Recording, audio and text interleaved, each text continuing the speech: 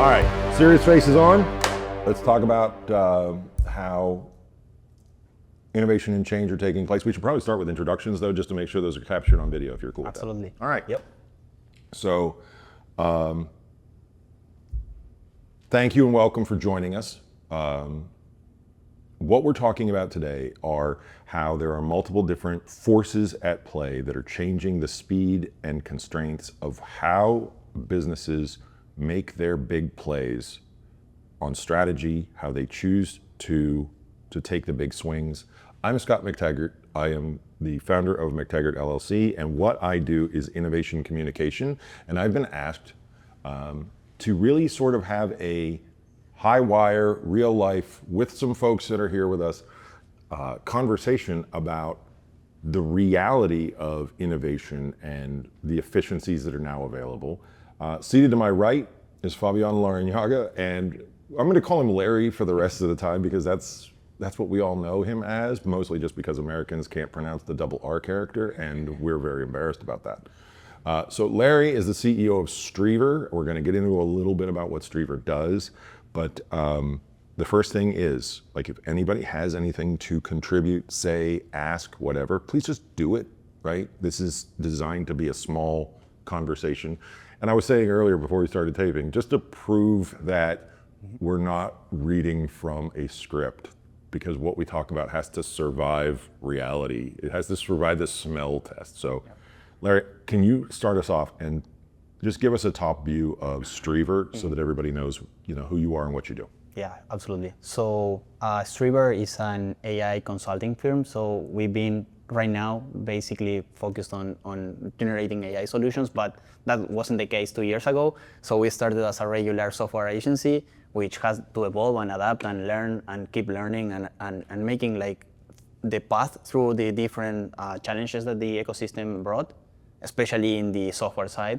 So we've been helping people basically solve their problems through technology, and we've been trying really hard to make that happen and not just build software for the sake of doing it. It's more like doing something for solving a problem, helping others, like finding the way into a problem that is bigger for everyone. So that's kind of what we've been doing. Give me a sense, like, you say, like, for the last 2 years, or 2 years ago it wasn't the same, right? So how is it different? When the phone rings at Streaver, what do people say or ask to you? That's a good question. So what we realize is that they never know what they want, in a way that I need software, or right now I need AI in my system, in my company, but do you really know what that is? And so we basically start like from understanding, having conversations, like as we're trying here, like have a real natural and common conversation where we can understand you, see what's going on with your business, with your life, with your context. And from there, we start basically engaging, seeing how we can help, and understanding, basically. It's more like understanding, seeing where are the pain points, how we connect that to what we can help you with. And then you realize that what they came asking is an entirely different thing to what you might end up doing. So yeah, and what we do at that point is basically deploy teams for helping them solve their problems. Right. That's So a lot of times, I feel like we know as users, we know what problem we want solved. But the most dangerous question I think you can ask somebody is like, what do you want to buy? When they don't know what all is out there. Yeah. Now, one of the things I promised you as part of this conversation is that I'm never I'm never gonna throw you like a softball where, again, like, we have to prove that this is road tested. This conversation has to be real. It has to be usable. We have to remain accountable through this whole conversation. And I will say that in my experience, what happens is executives tend to have an executive retreat, a strategy retreat, a conference room, meeting. And there's a whiteboard where they say, everybody tell me what your thoughts and plans might be for how the company is going to adapt to the current moment, right? Like, does anybody dispute that that's kind of how things have been going, right? We make a list because that's how brainstorming is apparently done. I'm not sure I agree with that strategy, but I've been in enough of those meetings. We make a list and somebody goes, We could start selling hot dogs instead of what we sell, right? We could open up in other countries. Someone maybe raises their hand and says, well, we're sitting on all these paper documents in the basement, and somebody else groans and goes, you'd have to scan them all. And the reason we groan about it is because the time, the effort, and the money that go into some of these efforts start to look like the reason that they're not going to get picked, right? On the other side of the ledger, we're now watching as projects get easier because of the efficiencies of the AI that you all are consulting on. But I don't think I'm seeing enough people talking about, great, that means all 10 of the things on the whiteboard, all 10 of the things from the brainstorm can actually be tried, right? Now, I'm going to ask you very point blank, what do you think the difference is between a project like this that's done with, say, traditional methods versus a project that's done with AI and other efficiencies that your team can do? You know, you and I have casually kicked around this 10x multiplier, it's 10 times more efficient, but is that accurate? Well, the number is still, for me, at least from my perspective, still unknown. Like if it is 10, if it is 15, 5, I don't know. But something that for sure has been happening in the past is that companies have been prepared or have been working a lot into making efficiency better, like improving, making their teams work better, and efficiency. And right now, I think it's more on exploration. So when you say like we can do things better or faster or cheaper, I think that's the point where companies need to take more advantage on, and it's like a mindset shift onto let's not focus on that much expertise or like the sense of making our work more efficient, but explore more. Like why not to do those 10, or you were saying the example of the whiteboard, right? So as you were saying, like before maybe you wanted to be sure that what you are going to do is going to success. Well, and the anatomy of that is we made a list of 10 things. Some people are going to pick the thing that maybe the boss wants you to say. Exactly. And some people are going to do the thing that they've always wanted to do. But we're already starting in a mess. And without knowing, because most of the time, like you think that's going to be the game changer, but how do you know if you don't try it? Like you might know what your pain points are, but you should be focusing on the customer's pain points. Right. And who is going to be using that. Many times it happens that you feel that that's going to be the case, but you don't know until you try it. And if you spend like, I don't know, $2 million doing something, waiting 2 years to release it, and then you realize that no one uses it because you missed on the point. It's way worse than trying 10 different things or 5 quicker, trying them out and see if that's the way to go, and you can discard in the long way. Okay, so I heard you say sometimes it's 5 times, or you know, like it's 1/5 of the original cost. But I also heard you say, was it 15 or 25 you said, right? Like there's this range, but it's not more expensive in any of these examples in time, effort, or money. Okay. Definitely. So, and I always go to those 3. Those are like my watchword. Is like when I talk about like, okay, fuel is what runs your business. It's your time, it's your effort, it's your money. These are these resources you can't get more of. And if you can do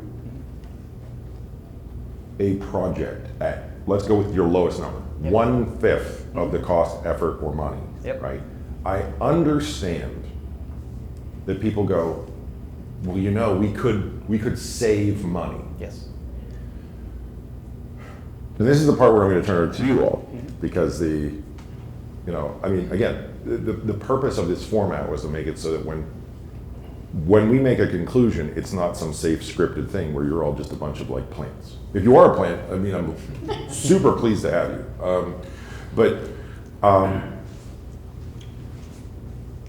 I'll ask this question. Does anybody sitting around here feel like they're happy that other people are being laid off when we see the potential of these brainstormed projects? Like when you compare them that starkly, there's something interesting. It's like, well, we could shoot the moon or we could save a few bucks. That's not really like a sexy story. but I do think there's a risk aversion. And I'm sure, again, back to like, what do they say when they call you at Streaver headquarters? What percentage of people are even saying, like, Larry, I want to fire some people. Build me an AI to do it. I'm shocked that that's the answer, actually. You say no one calls and says no one says that. I mean, they might be thinking about it, but no one says it. That's interesting. I thought they would. No, I mean, internally they could be thinking like, but most of the line behind it is on optimizing, which at the end might translate to their heads into firing someone, but it's more on optimizing processes, making the company better or more optimal for what they are actually delivering or doing already. And yeah, it's kind of, that's the core, I would say. Mm-hmm. But when you start like realizing at the end of the day, it might translate to something like, oh, if I do this, it's because I'm going to need this less people doing that. And which at the end of the day, it might be manual work and some regular things that you could do automatically with an AI or a robot or whatever that is. So, but okay, so a little bit of background on me if you don't know who I am. I work a lot of times with people who have one hot idea, one startup, right? So they solve a problem and they want to run with the solution to the point where like we can make $1 billion with this idea. Definitely. Right. Yeah. So watching the top talent within a company make a whiteboard list of like, these are our moonshot possibilities, and not pursuing all of them, to me, in the startup world of scarcity and like we're rubbing two sticks to make fire, is crazy, right? And maybe I'm a pessimist, so I need you to set me right, you know, but like, do people really feel though, like when they find out that it is more efficient, it's going to be done sooner? Again, there's tons of value out of being able to test an experiment faster, test a hypothesis faster. And I don't even want to get into that topic just yet. Maybe we'll come back to it, but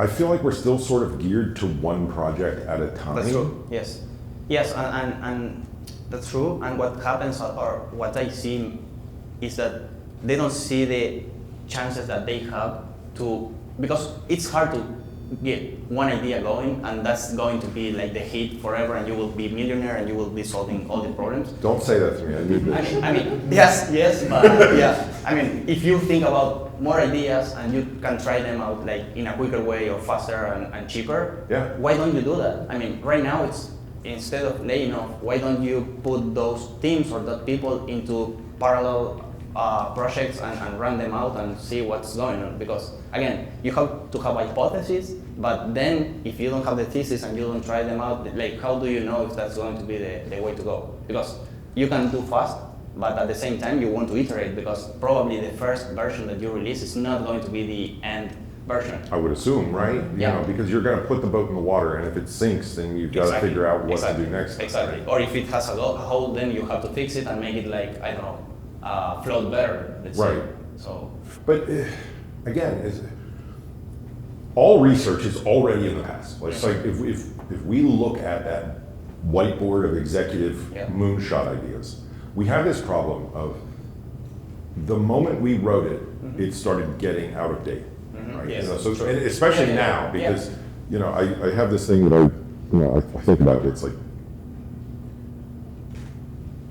if people realize how many different aspects of their daily life we're moving, it might freak them out to the point where they can't actually function.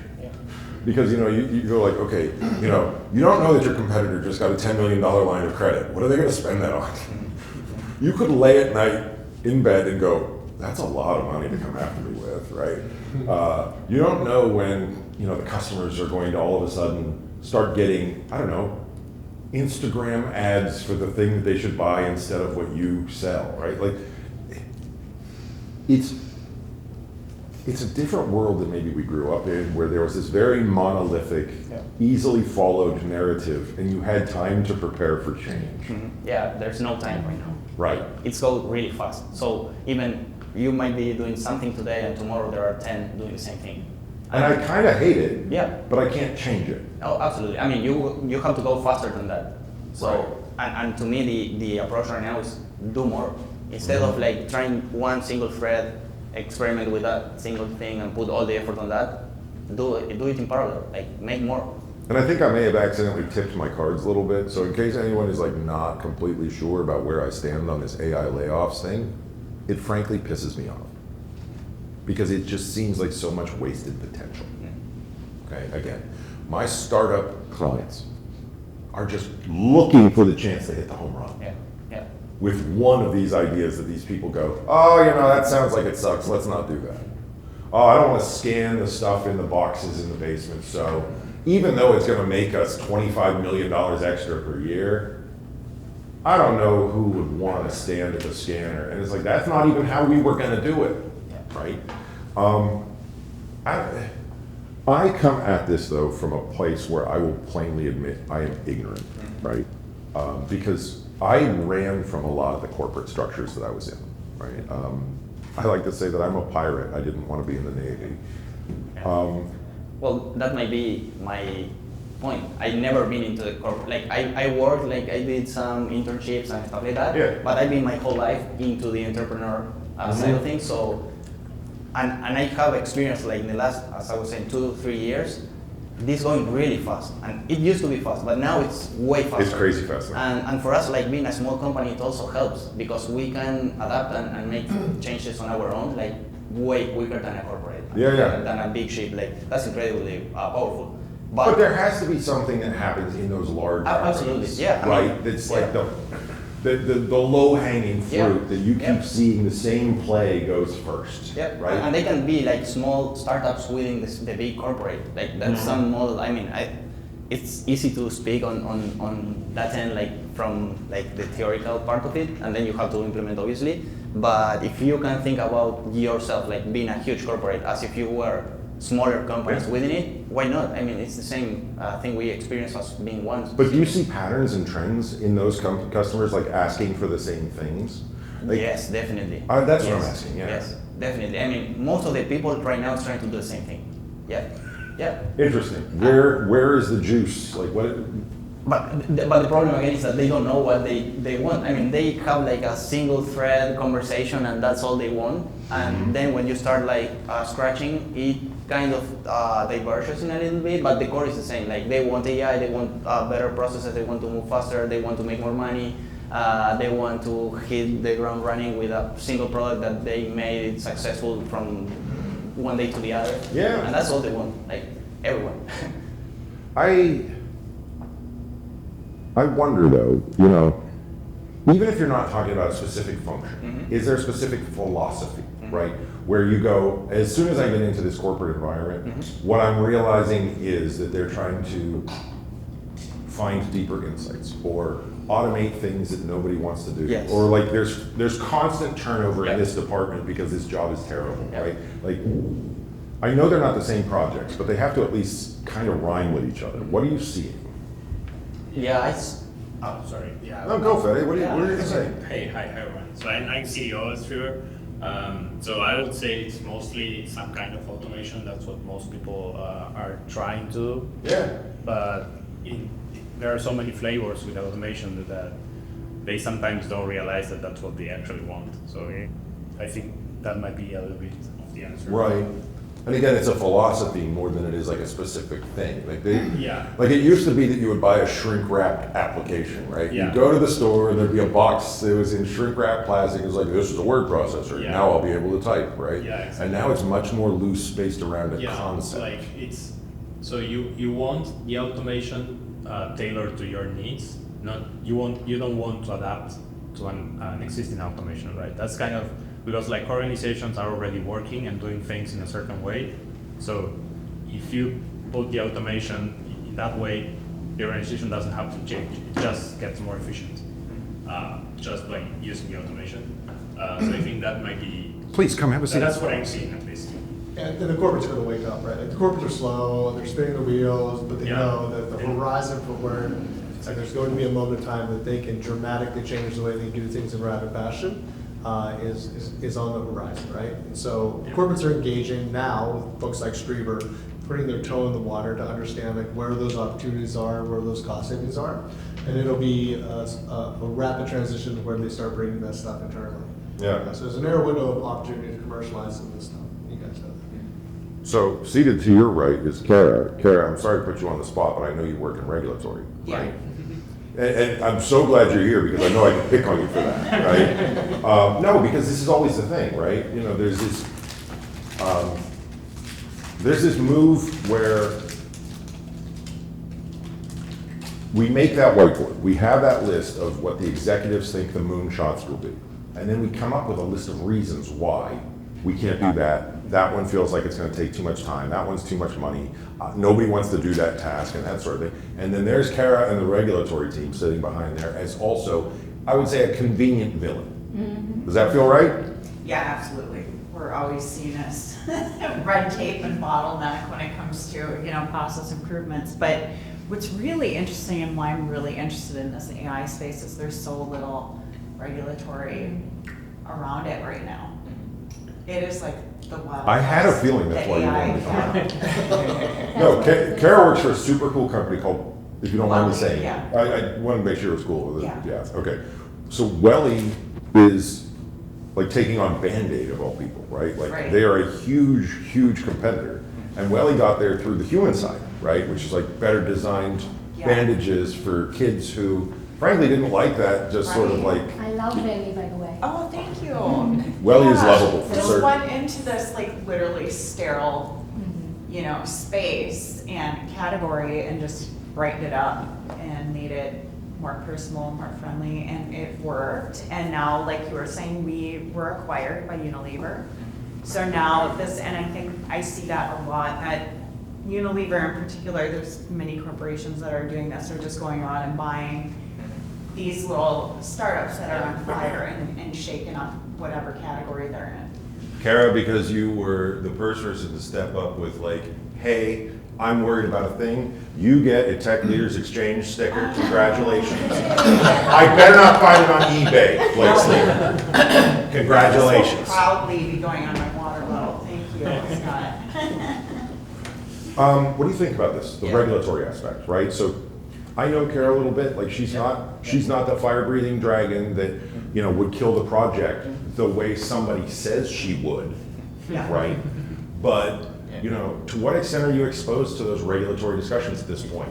So this is great because yesterday, the day before actually in the Discovery Day, I was there in a round table with leaders on the robots space. Yeah. And it really depends on the field you are. So we were talking, for example, on medical robots. Oh, that's a hard one. And they do really have an explanation why to have those regulations and all the processes and all the definitions on what they can do, which materials, and they go through a whole list of processes to get approved to do something new. Yeah. And that's crazy, but at the same time it makes sense because the things they are doing can change everything depending on how well or bad that goes. So in our space, which is more into the software side, it's exactly like that. AI doesn't have too many regulations right now, and you can do mostly whatever you want, and that's the good and the bad thing. Like right now it's super good because if you go into that exploration path, you can get really fast on a lot of things. You can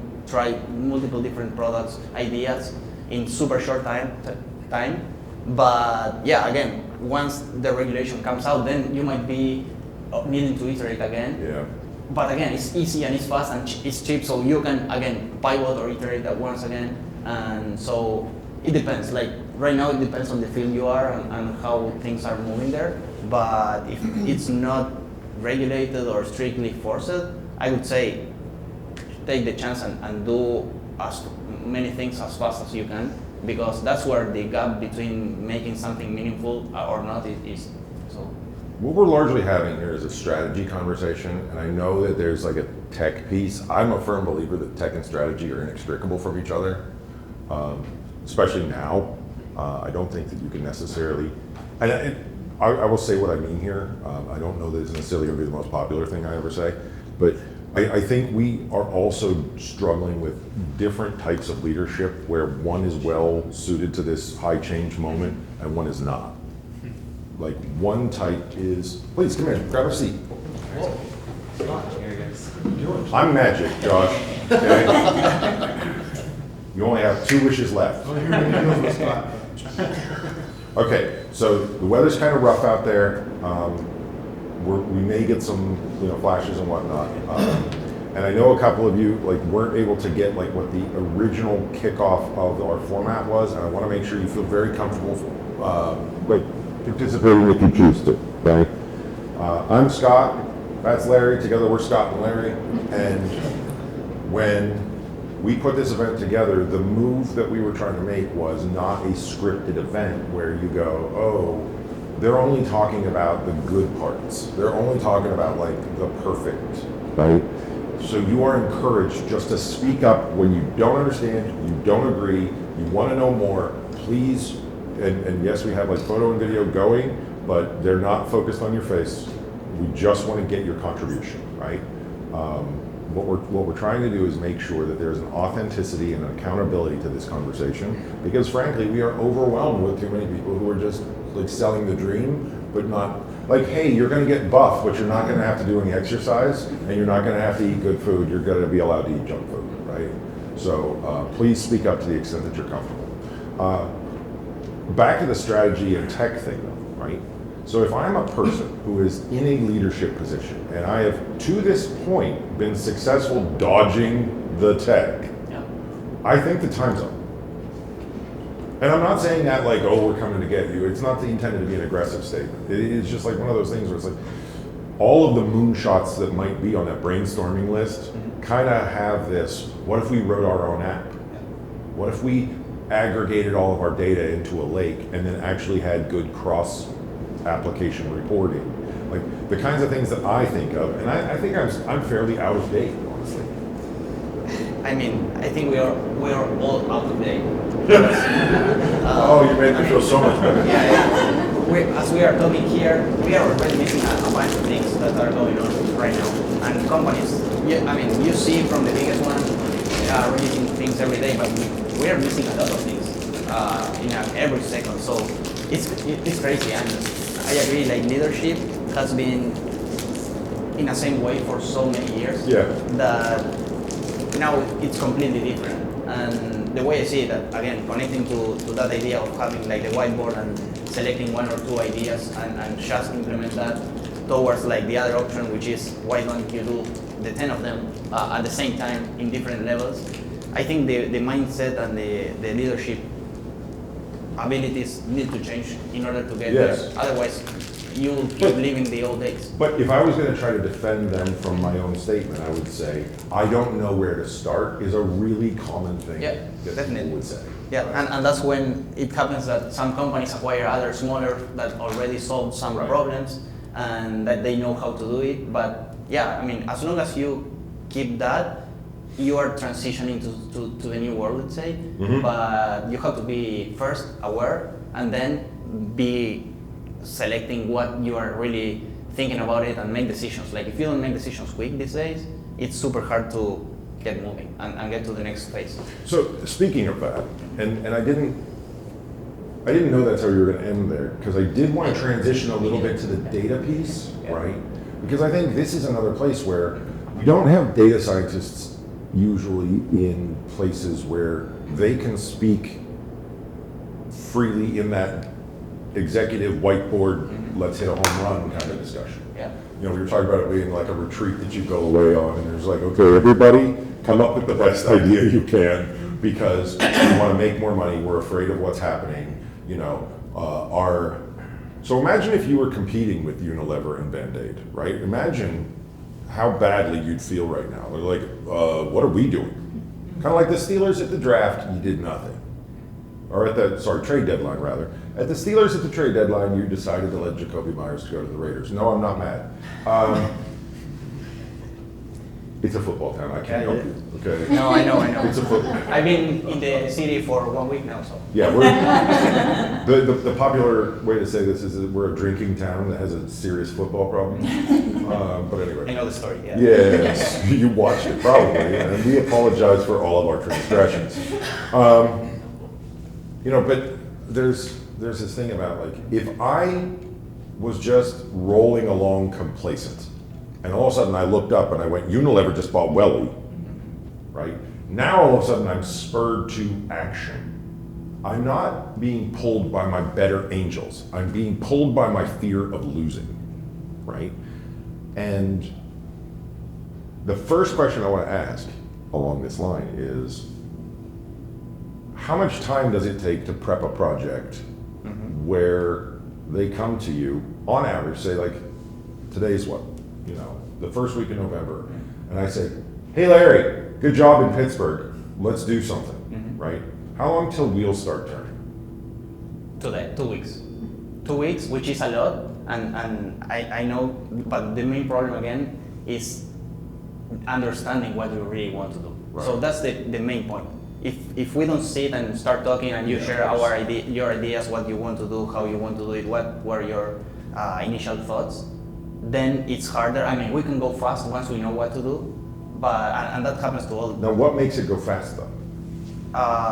Well, right now, for example, if you go to that data and connecting to, if you need experts or if you want to have like a multidisciplinary team with super talented people, I don't think you need that level of expertise at the old levels right now, because you can have PhDs of whatever you want at the hand of a chat.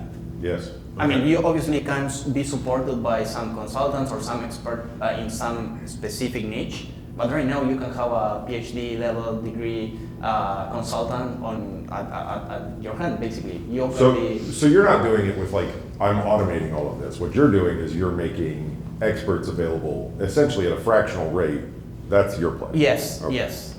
Yeah, that's a good summary. And then obviously you get the implementers on top of that, like because that's part of like when someone connecting to that analogy of what happens if some customer comes to you and asks me, hey, I need this. The first thing is the fear definitely creates an urgency. Yeah, totally. Right. But what you do at that same moment is basically a spin-off some agents on your end that will start doing some research for you, and that you then connect back to the same root problem to then do a proposal and start basically working on the matter. Got it. Our teams basically do that. They try to understand what you need and then what's needed to be put in place to develop your needs. Right. And you know, the next question is fairly obvious, but I'm going to just check with everybody to make sure everybody's on the same page. Yes. I have a question. Go, please. So I just want to combine what you're all saying. Yeah. Because there is an urgency, there is a leadership mindset issue. What was the first thing? There's a urgency. urgency. Got it. My Like fault. everybody now is like, I need to be in this space. Yeah. Even if they're a coffee place, they're enterprise, they're corporate, they're just selling you things, Right. whatever. Everybody's on this bandwagon. But just to give you an example, an insurance company does insurance, that's their main line of business. But they want an AI app because now it's urgency. So, you know, and then they want to reinvent themselves. Tell with me more about software. what you think the urgency comes from, if you don't mind. The urgency comes from human nature, that somebody is doing something that I'm not. Right. Yeah. Keeping up with the Keeping Joneses up with next the door. Joneses. Right. But Fear of missing out. yeah, missing fear of FOMO, right? So, but what I'm trying to ask is, they have this domain expertise. Maybe I'm just giving you an example of insurance. And now you're asking them, or they are feeling the pressure that they have to reinvent themselves as a software company. Build an Right. app, get this, get that, and we want to commercialize it and we'll sell it. I And can't tell you how happy I am that you're bringing this up, because I So- was getting there. I seriously. Yeah, because that's exactly what's happening in corporate. Where, if you don't mind me, what sector are you I in? don't want to, No, but but healthcare. Healthcare. So Okay. you know. That helps. No, we're good. So this is exactly what's happening in courtrooms. And they want to do things quickly, but they want to reinvent themselves as software companies, which is hard. Do they think of it that way though? That they're But the thing reinventing is, themselves as a software company? No, that's what they think they are. Oh hell, that's not good. How can you be an insurance and a software company? Right.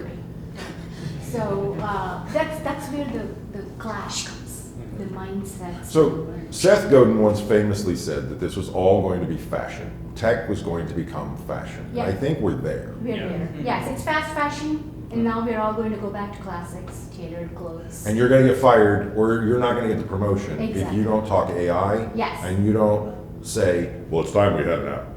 Exactly. And You have to I'm say it going like to, yeah, and then this is something somebody told me. Apparently, a tech CEO got a list of all the employees who were given access to ChatGPT or whatever, Right. Copilot, and then he got a list of all the people who are not using it and fired them. I'm like, what the Holy hell. So what I'm trying to ask or say is, yes, disruption is coming for all of us. All of us want to talk about disruption, but what next? What next? Does anybody talk about it? No. No one I mean, I talks. do, but you're usually not there. Exactly. So I'm like, what next? No, I make light of it because it's terrifying. It's terrifying. Yeah, for all of us, you know. So my thing is, does every industry need to reinvent itself? If I may, Yes, please. and I want you to weigh in, but I want to frame this a particular way, okay? Because this is, the hype cycle is a thing we've discussed so many times as like, if you've had any type of like corporate, managerial, strategic, any of these types of jobs, the hype cycle is a thing that so it was like, we went through, I think probably service-oriented architecture was like the last thing that only tech people were talking about. And I appreciate you nodding along with that. Then all of a sudden, big data came along. And that's where I think it went from being people who know to being everybody needs to be fashionable. And then there was a digital transformation definition that was right. The validation is feeding me, buddy. Digital transformation had a definition. It was getting data from the customers by getting closer to the customers. And I've always taught this, and I've given talks. Kara, you were at one of my talks where I talked about the Netflix cycle, right? Where I said, like, every time you navigate through the menu, there is some tally mark that goes on something that says, oh, you lingered on this actor, you lingered on this director. And people were like, well, I'm basically Netflix, why are we not doing this? No, you're not, first of all. Yeah, exactly. But that doesn't mean that you can't be as things get cheaper. And this is why I wanted to frame it that way. Because it used to be that only Netflix could do it, because only Netflix had the money to build it. Yep. But now are we in a place where maybe it's not so much fashion, it's just that we need to buck up and do the work? Yep. It's getting definitely a commodity, and you have to. I mean, I understand the point of like people being really hurry for getting things done, and I don't agree that that's the way to do it. Like, if you don't use it, then I should fire you. That's not the way. It's more on education, on getting the power, because right now it's like when the wheel was invented. Like, everyone before was doing the same thing in a different way. Then the wheel came and everything was faster, quicker, more secure. And here it's again one more tool that you have at your convenience and available for everyone. So if you use it smart, it will make you smarter. And this is something we really like saying, because if you know how to use it and how to take power of it, then and you use it obviously for the benefit of you, the company, the people you are building for, then it's better. And you are not laying things away and losing that power of making things really meaningful. So, but that's a nuance there. There is a nuance between doing it for one reason and doing it for another reason, right? Yeah. And it's very difficult to tell the difference unless you're in it. Yeah, but You know, one of the things I found in doing this is you have to kind of look at it in layers too. Yeah. The people that are going to buy into this fastest tend to be in the middle. They get excited about the new ideas and new things coming along. They're like fashion forward. Yes. But you got people at the pointy end where we're collecting the data from those people down there, right? And then we have the people in the C-suite up here that have to pay for the whole thing. It's really easy to pitch the middle. They love new stuff. They see it, right? Do you think it's because that's how they think they're going to get promoted or noticed? Ah, it's just sexy. Okay. Yeah. I actually want to know. Yeah. I mean, and they're not operating from fear. They're operating from, I'm getting excited about these ideas. I see the potential to this. I Okay. can see it happen. But here's the problem: is in order to get the good data, you got to get the people from the pointy end to buy into it. Yeah. Otherwise, they won't give you what you need, right? Right. So they have to see some sort of advantage to it. Yeah. Right? And then the people upstairs have to find a reason to pay for it. So when you're kind of pitching the projects to that big level, you got to look at all three of those layers, or it's. I like your definitions too, right? Like there's the pointy end that's like, you know, the tip of the spear for the whole thing. Right. But if we convince them one time, Right. just one time, we can largely build like signals. Like we build the sensors that feed Well, it that's- until it pivots again. And that's the whole thing, you know, it's a risk management thing. You talk about the pointy thing, right? Yeah. And that's where we're collecting all the data from, right? And then how do we take all that data and put it into a place that we can leverage it to make more money, which of course is what everybody wants to be able to do with this. Can you tell me more about your personal perspective, like what sector and what department you're in? Let's see, so I am in aviation. Oh, cool. Yeah, so basically building mega training systems for the military and the airlines. And now I work for the FAA. That's fantastic. Yeah. And then, like, There's the other place, when you talk about regulators, getting the regulators to understand it, right? We're still trying to get them past Excel spreadsheets. Oh, yeah, you're not recording that part, are you? But I Noted. I wanted to say exactly. good man, Alejandro, that's the right answer every time. That's why small groups are better. This is great, I really appreciate it. Yeah. Yeah, thank you for coming. But I want to say something when she said, you know, we need to get to the layer, the bottom layer.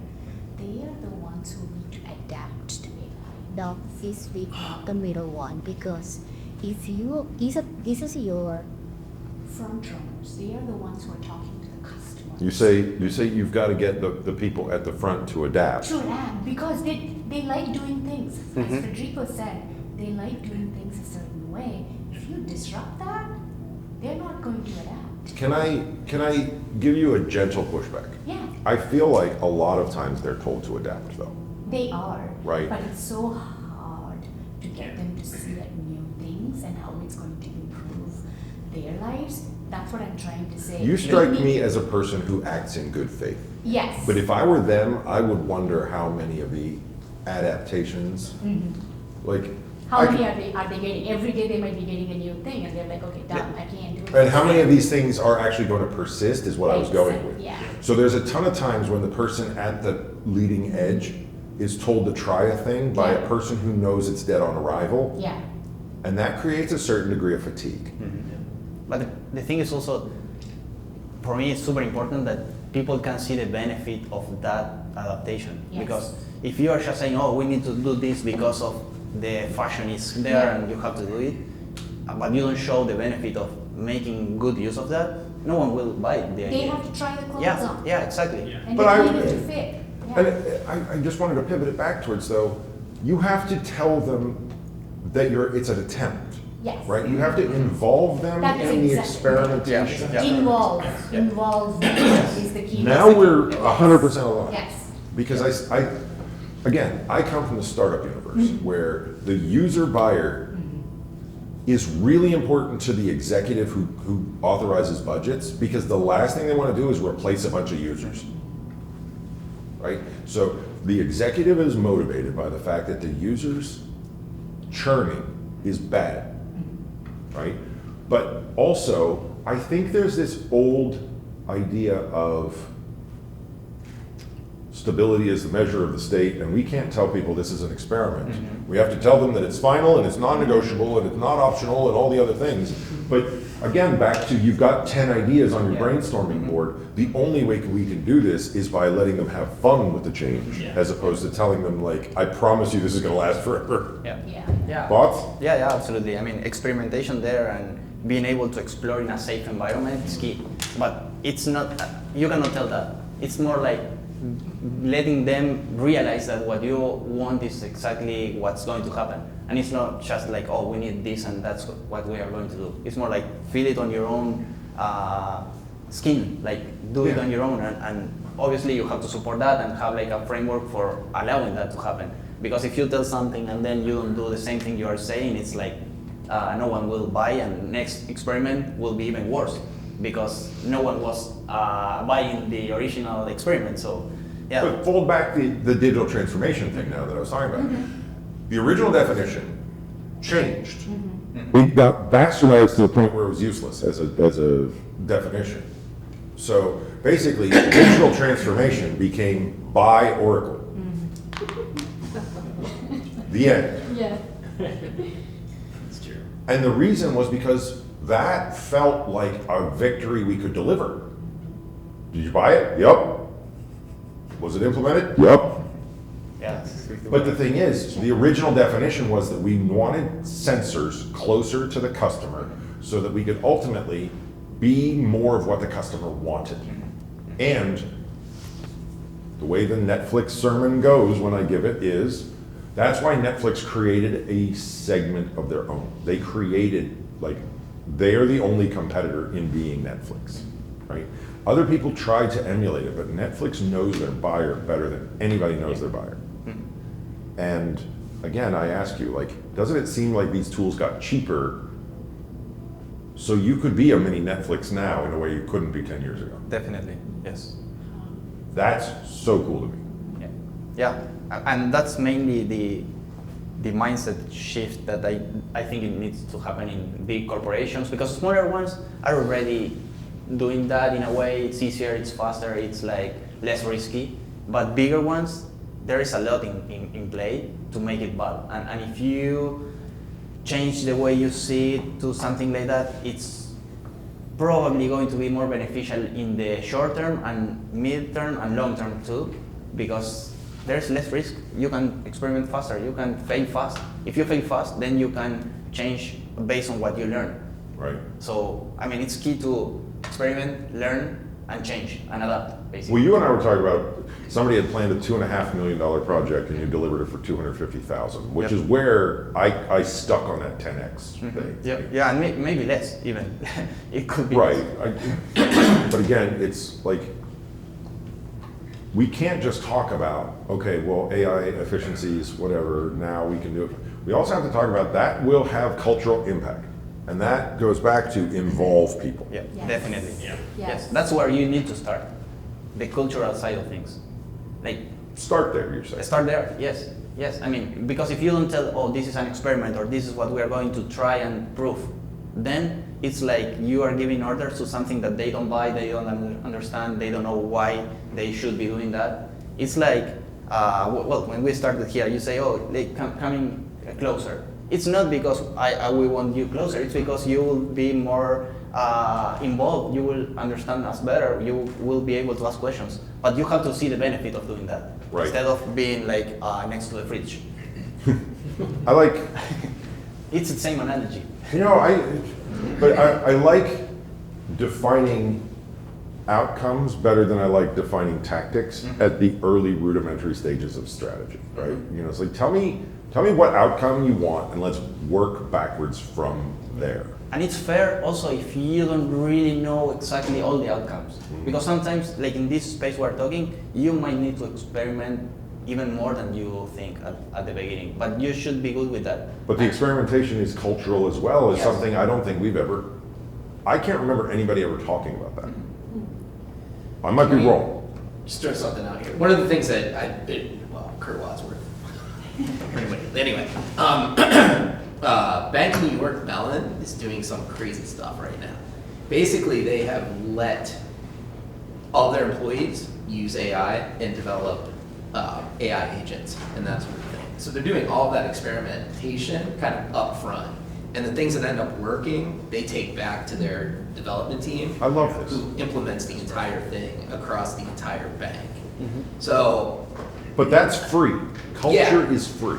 yeah, But- and it's super cheap because they can get like NAN for next to nothing. Right. For everybody. It's super easy to use. People are just like boom, boom, boom, boom, boom to make some data available so they can try it out. Things that work, they use.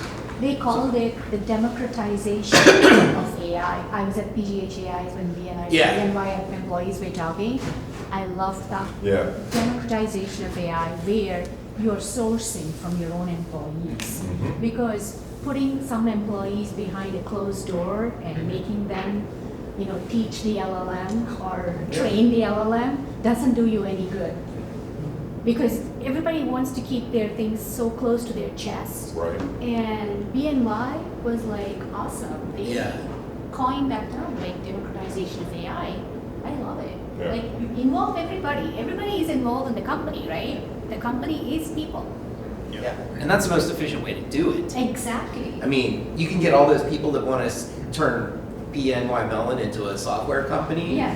They don't know where the problems are that Yeah. AI can solve. They- I mean, you have the people on the ground who are running into these things every single day. Use cases. Yeah. They are the ones making the right Yeah. use cases. Right. So we have Streaver, we have one saying that is asked for business and not for permission. Oh, I've never heard that one before. I don't use that at all. So we do that all the time. That's our way of saying, like, try stuff. Like, I mean, it's better if you fail. I will try and then not even try. So, Well, I also like the one where, you know, like failure is, I mean, it's one of the necessary steps to success, right? yeah. You know, and one of the reasons I think I became averse to the large corporate environment Yeah. is that there's been this growing risk aversion that started becoming incompatible with home runs, with Yeah. big victories. Because in order to ride a bike, you had to fall off a bike 100 times. At least. And nobody said to you, well, you're a failure because you fell off the bike, Yeah. right? But there are contexts and there are conference rooms where we say that if it didn't go perfectly, that you should be fired. And that is terrifying to me. Yeah. Yeah. Or the other thing where it's like 5 people need to own the thing so that no one of them gets fired, Yeah. right? Slows everything down. Yeah, exactly. But it's funny because what we're really kind of talking about is the fact that there is this, and again, I'm more about maybe philosophy than anything, is all of this is changing around the company, but the company is trying to be an island where nothing changes, or the top-down architecture of we only do things when we know that they will work on the first attempt. And again, I don't think this is compatible with long-term big success. Yep. I think you have to be careful about the scale you're doing it too. Yeah. Like, are you driving a speedboat or an ocean liner? Yes. And so when you're talking about failure, if you're steering an ocean liner, you need to make sure that the failures are at a level that you can. Yeah. Yeah, well, my shirts say, Of course. test the new detergent on a small part of the fabric before running the whole shirt through it, Yeah. right? Definitely, yeah. I would- Yeah, it's- and I it's think that's part why of- you find a lot of, failure aversion is because failure at that steamship level is really painful. Right. Yeah. But it's not, that also presupposes that you're doing a global rollout. Yeah. Yeah. And that's obviously a crazy way of going, right? But one of the things that's interesting here, right, is that we've got to parse the difference between what is a democratization of AI that, is just like, I've got an idea and an end license. From where do you need help? Like, where do you think the line is where your team needs to be involved, and where are you saying they don't need to be involved? Yeah. Does that question make sense? It makes sense, and it's part of the learning process, I would say, too, because you might have ideas when to involve and when to get everyone like hands-on, Yeah. and you might be wrong, and it may be too late or it might be too early, and you also want to make a good balance there, so you don't, because if you start experimenting a lot and you put the, engineering team Yeah. too early, that will cost a lot of money too. So you potentially want to find that middle ground where everything can be sustainable, because this is also a long run. Like, it's not like just a sprint and you do it and that's over. It's more like keep doing this forever. Like, your company needs to change the way. Yeah. And I think, again, we're struggling for sort of like, I don't have good context. I've never worked for a company of any size that was that comfortable with true constant improvement. Continuous improvement within Yeah. one thing, yes, right? Yeah. But in terms of, like, again, the annual executive strategy retreat where we brainstorm a list of, like, we should have an app. They're like, oh, I said that last year and everybody said it was dumb, right? Because we're all trying to pick one number on the roulette wheel that's going to pay off. And, I want to dig into with this on you, because again, like,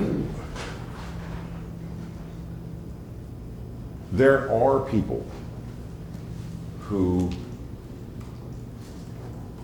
aren't going to dream that big, and they can probably cook the thing that they have in mind, right? But if we're going to be truly audacious, right, like, truly, like, this is a moonshot for our organization, right? Obviously, they probably don't just have those people sitting around waiting for an assignment, right? So give me a sense of who do you have at Streaver? Like, job titles, backgrounds, like, who works there? So yeah, our company, like, it's pretty flat, let's say, in a way, because we really like people to be engaged with our customers, with the other coworkers, with everyone in the company, basically. So our teams are made of engineers, team leaders, the VP of engineer, the CTO, and then obviously we have different roles for managing the accounts, like account managers, stuff like that. But the core, it's engineers, which are at 3 different levels, or 4.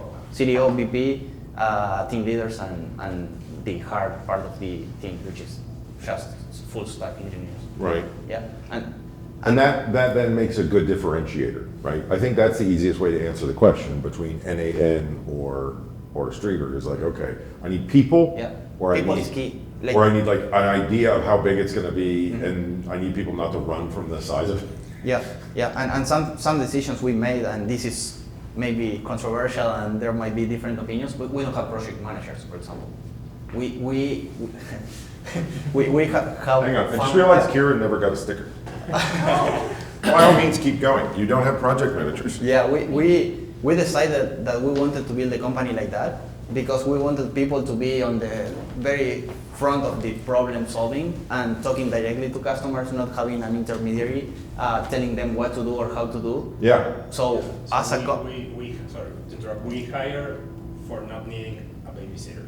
That's what we hire. Got it. So we try to give, as a company, the framework for each of the teams we deploy in the different customers to be able to meet all the needs the client have, and obviously that takes time, and you have to train, and you have to iterate, and you have to get at somehow or at some level involved to make that happen. But we don't have that single point of contact that makes us the intermediary between the client and the team. Got it. We don't like that, and we think that the team should be capable of doing that, and actually they are. So that's one of the decisions we've made. But it still sounds then like the ideal model, and again, like this is, if you haven't picked up on it yet, unscripted.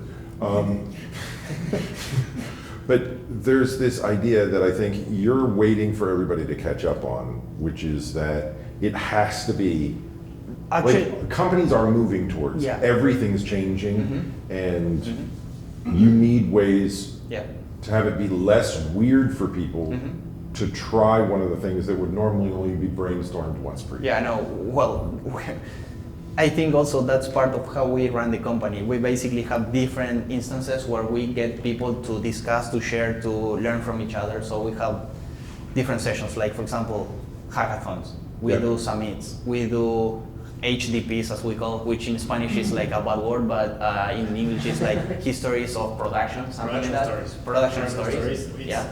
So that started, for example, as telling failures. Can we not gloss over why that's a bad word for a second? Because I feel like we're missing out on something fun here. What? Tell me more. Like, does he have a car?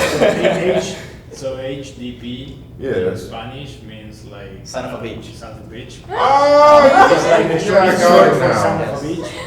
You can see everybody who took high school Spanish laughing. But the actual like meaning for us internally, it's production stories. That's would be the Historias de producción. It's the right. Production stories, and that we do it every Friday. And like the objective there, it's you tell your failure story every Friday. Oh, nice. How you failed last week. Like the postmortem. Like everyone tells like how you failed the last week to every other team. So that also like opens the team in like it's bad to fail.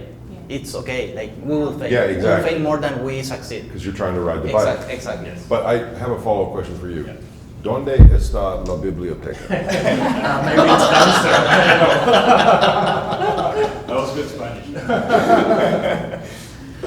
I've been waiting 30 years to ask you. That's good.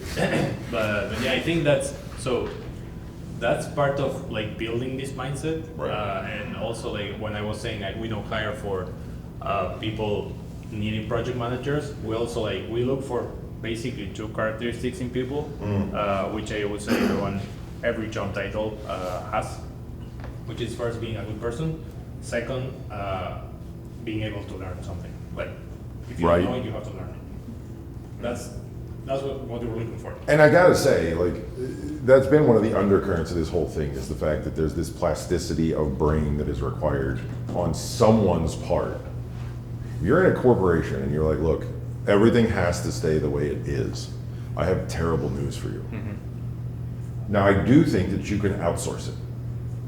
I don't think it's ideal, I don't think it's fashionable, I don't think that's what you're going to tell people you do. But I definitely think, from what I've observed, that there are some places where, and yes, like insurance and banks have a tendency to have this sort of like nothing ever changes. They're proud of that. Again, the stability is a measure of the state, right? I don't do that stuff, my nephew knows how to do that kind of stuff, right? But again, I will stick by my guns on the idea that strategy and tech are now inextricable. And I want to go back now, because we started to talk about data. Data, I think, is probably one of the things you get asked about a lot, because it is an asset that they don't know how to unlock. And I will point out, again, start at the end and work backwards. Sometimes they just want to increase the value of their company. They want to resell their company to someone else, and knowing that they have this deep data understanding of who the customers are may potentially increase the value, the resale value of the company, especially if the new buyers are starting to ask questions. Well, like, well, you know, what can we do with this company that hasn't yet been done, right? Am I right when I say, like, it seems as though putting the data into neat rows and columns, putting the data into places where it can tell you better stories, solves those business valuation and, you know, future sales kind of questions? You need the data for sure. What you can simply rely on data. Like, you need to, because sometimes data, depending on how you read it, it might tell one thing or another, and how it's interpreted might be entirely different. So you might have some. It's like the, I don't know, the speed meter in the car. You might be seeing at it and it points to, I don't know, 0, but you might be still moving. Maybe the car was in a ship, I don't know. So maybe you were crossing in a ferry and the car was in there and you are still moving from point A to B, but the car says that you are not moving. I'm not gonna lie, you threw me a curveball there. I wasn't waiting, I didn't realize that. I didn't think the boat was coming, and there was the boat. And there are different things that can appear from one day to the other. So data, you need it for sure, because if you are driving it, then you want to know how fast you are. If you are not speeding, or if you are like going in north when you are expected to be going north. So you need the data, and the better you get at that,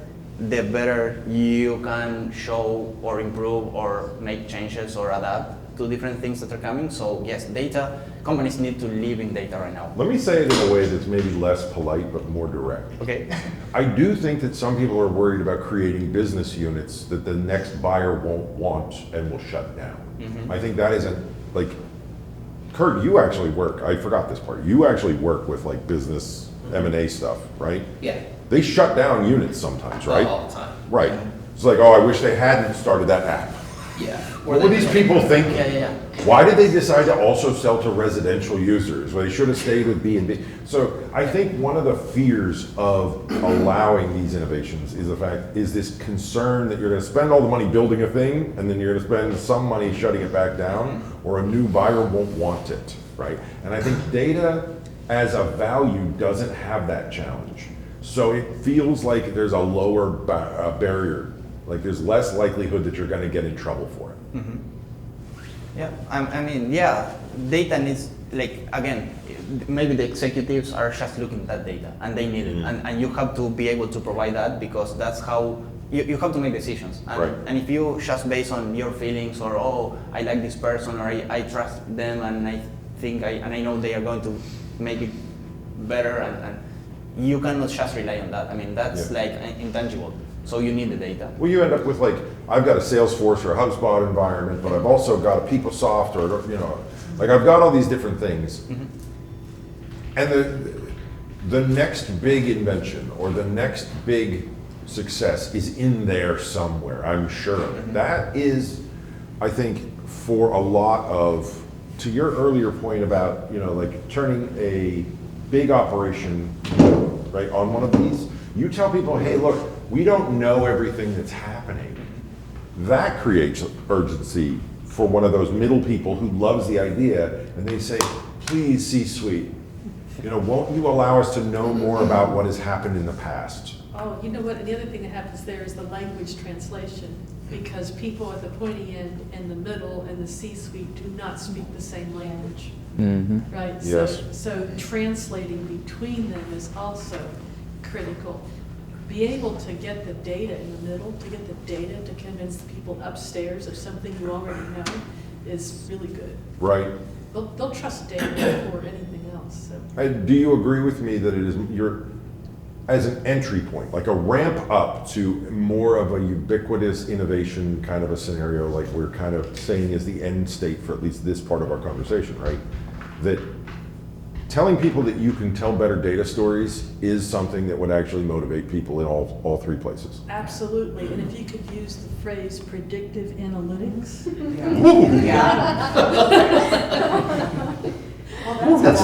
I got the vapors all of a sudden. Not only do you need the right data, you need The story. right. The story and actionable intelligence. Actionable intelligence, oh, that's good. One of the things I've seen. That's healthcare speak.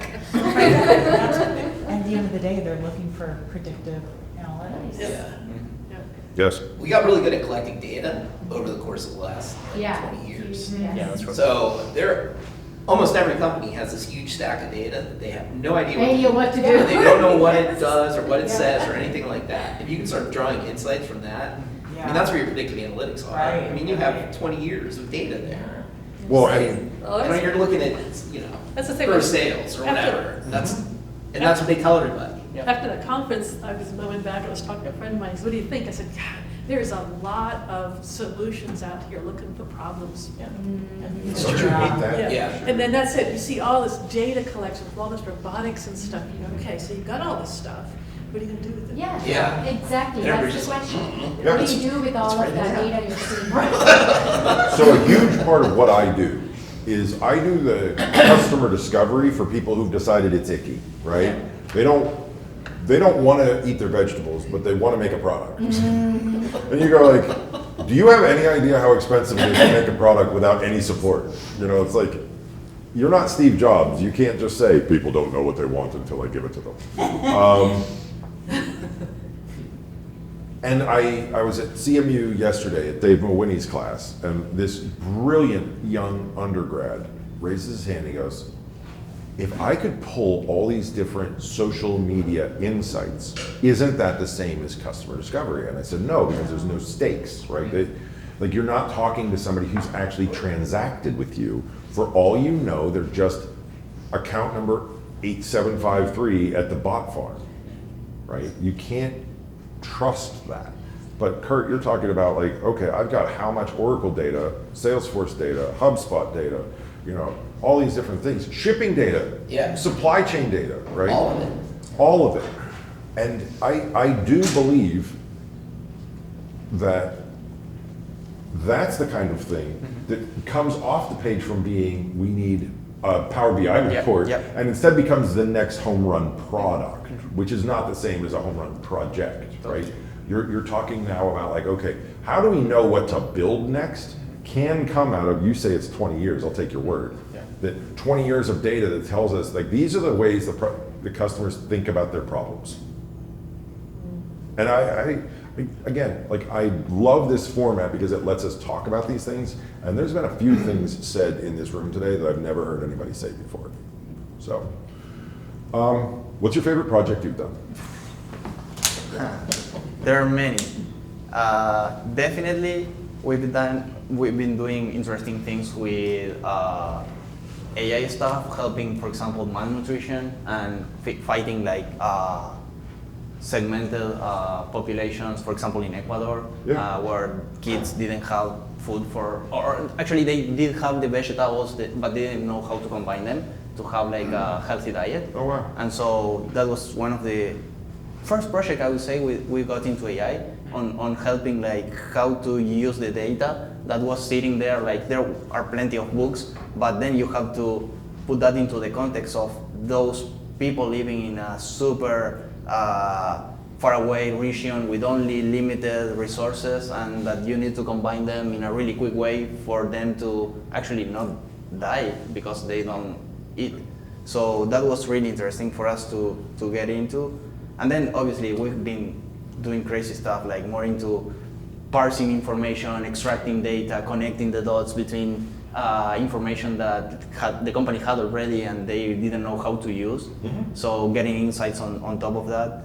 And for that, I have countless of examples, but yeah, getting into that, which was super new for us because we traditionally did regular web development, like deploying applications into some infrastructure, doing like the front end, what the people interact with, to then shift that into something that you really can step ahead and get the value from. Yeah. Those are the projects that to me make the most sense to be working on. Well, right now robots, like that's going crazy, like the amount of things that you can do and help, like in medicine field, for example, surgeries, the precision that you can get into those things that you before didn't imagine. Yeah. So there are projects like that that for sure make me keep going and keep like trying to do more, basically.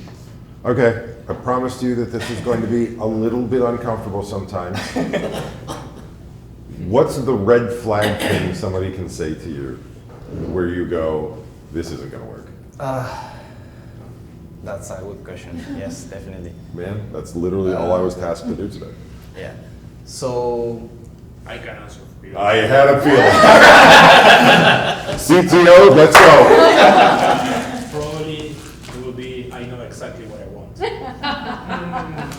Really? Yes. I would think I would love to hear somebody say that. No one knows that. No one knows it. No, Yeah, until other they start places trying also and doing stuff, like ever. I'm apparently a walking red flag.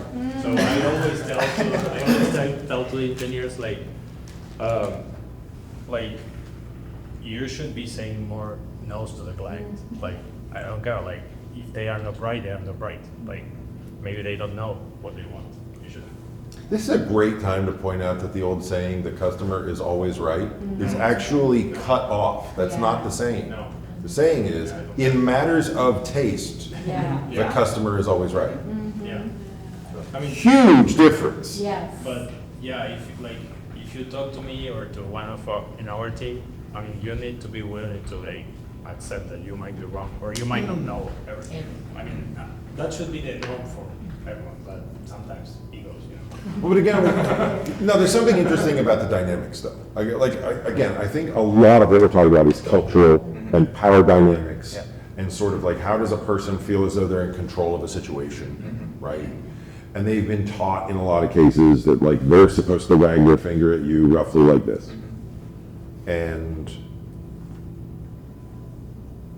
I worry sometimes that they don't understand how much they've outsourced, which includes your expertise on when it is not smart to proceed. Okay. Right? You know, it's like the project is improved by your input because so much has been outsourced to you at this point. You know, it's like they didn't necessarily know how to go about doing it. Yeah. Because having a data scientist, having a data strategist, having an AI strategist, having, you know, and people just sitting around waiting for tasks isn't a doable thing. And for us, like, our job has been always been around trust.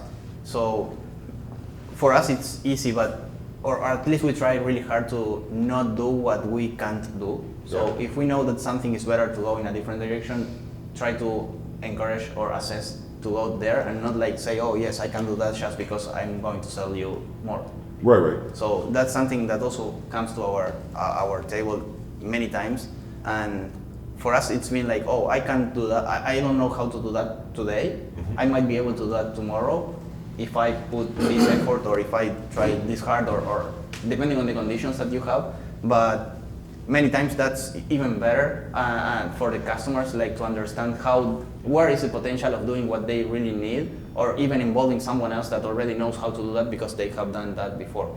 So, do you find that the talent you have on staff is getting really scarce? Like the types of people you have on your team, there's like so much demand that now, like the customers have this, again, urgency or concern that they can't get their hands on their own people, and they're coming to you basically because they know you have those people. And we've been training, I would say, the whole team to be prepared for that in a way, because our jobs have changed. Like when we graduated from university and we did the same university, we met there actually, and it was like developing software. How did you do that? Because you learned for 5 years and you knew exactly how to write a loop, let's say. Yeah. Now it's like, it's completely different. Like I don't even can see coding the same way we did, and because you have many different things that have changed, so we have to know that our work or the way we did it is not going to be back, and we are not going to be doing it any way back as we did, because it has changed. And despite our way of adding value, it's on a different segment right now. And if we kept doing the same thing as how we started the company, we probably have already closed the company, because that's not the way you do it anymore, and it will keep evolving. Okay, so that's a great setup for what I wanted to ask you next, which is kind of related, which is, okay, assume that I know nothing. I'm an executive. You're telling me, frankly, a lot of sweet things. Sweet things I really want to believe. So this invokes my fear. Yeah. And I go, that's too good. There's no such thing as a free lunch. I don't believe that it's all upside.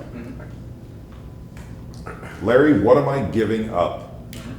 Or what do I need to be on guard for by making this less expensive, faster option? Yeah. So my reaction to that would be try it.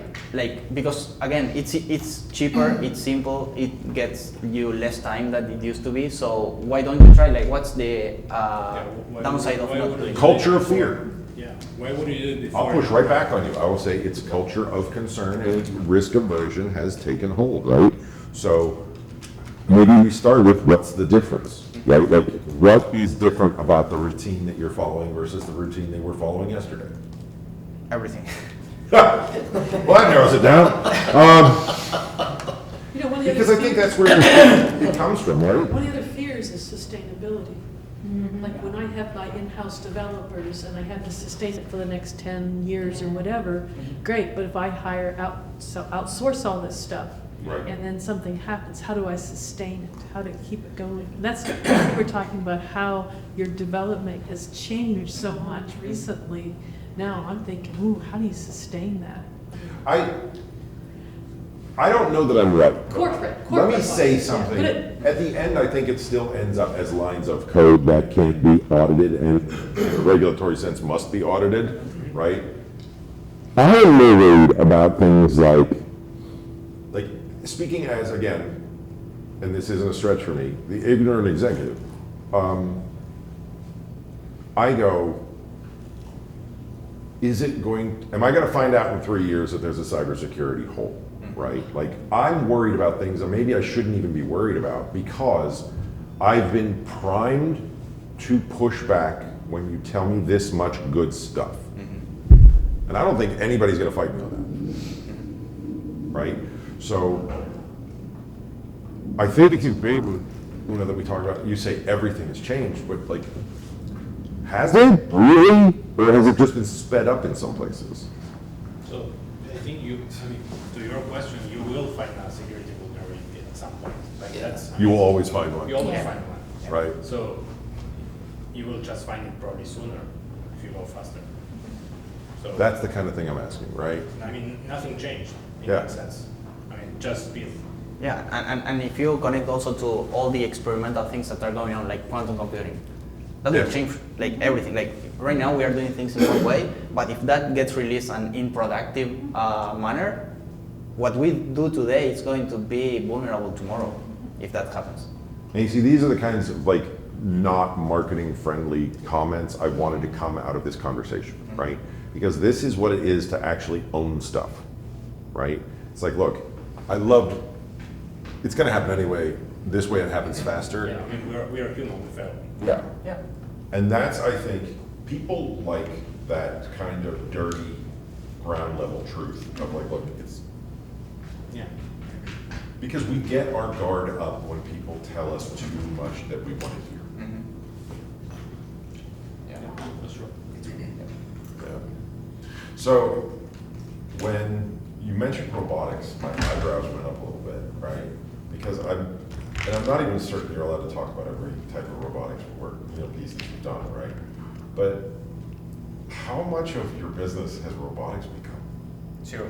Zero, really? Right now, yes. And one of the reasons we are here is to get more involved on that because like Uruguay in particular, we don't have many companies. I don't think we have any company actually. And yeah, I mean, you come here and you only see robots, and you only see like new developments on top of like hardware. And for us, like probably we do have some drones and some agricultural things going on, but it's mostly imported and nothing customly made for the needs that the country has. Obviously, it's a small country, so it's hard to say, oh, we set a headquarters here to build robots and we'll sell it across the globe.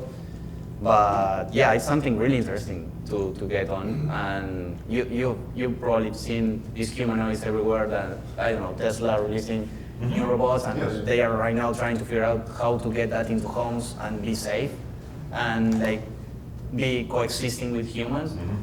I don't know how we are going, or when, maybe it's the question when we are going to get there, but it's probably, I mean, who doesn't have a Roomba or some cleaning robot in their houses? Maybe half of us have one, at least one. And that's just the beginning, let's say. Tomorrow you can have the laundry made maybe by a robot and you don't have to worry about that anymore. You're working here and when you arrive home, everything is tidy up, it's perfect, you have like regular days and go home and all looks perfect, and it was because of a robot.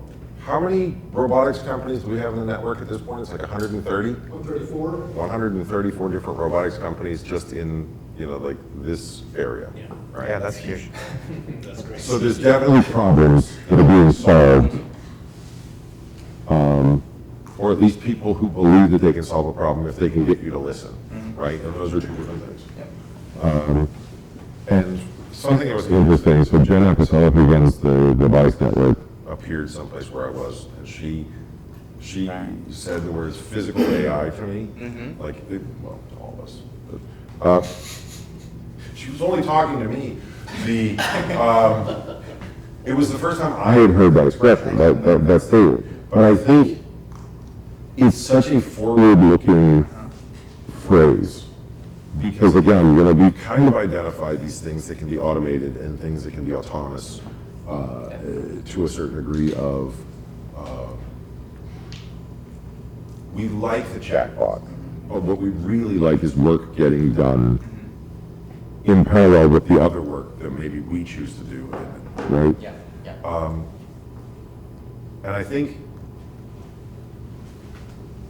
as we go back to that analogy of the list of all the different moonshot ideas people have, do you think it's more about collecting more data? Do you think it's more about doing more things? Is it both? The robots are collecting. You said the Roomba. Roomba uploads how much data about homes? Yeah, I mean, all of them have a camera, they all obviously have sensors, so they have mapped your house and many more things. Right. So yeah, it's a matter of data. Well, the AI was possible due to data. I mean, it's the same technology that was built like 40 years ago, obviously improved, but what made it possible was the data that was accessible. So, and data won't stop. Like, you generate huge amount of data with everything you have around you, like your phone. Does anybody have a Tesla? Yeah. Or have you seen, okay, what's the size of your upload when you get home from your commute at the end of the night? Like, have you ever seen how much data it sends out? Yeah, every time. I mean, I think even when we're driving, yeah, it sends a lot. Like, It's they like know a everything terabyte. about you. That's why they advertise to you personally.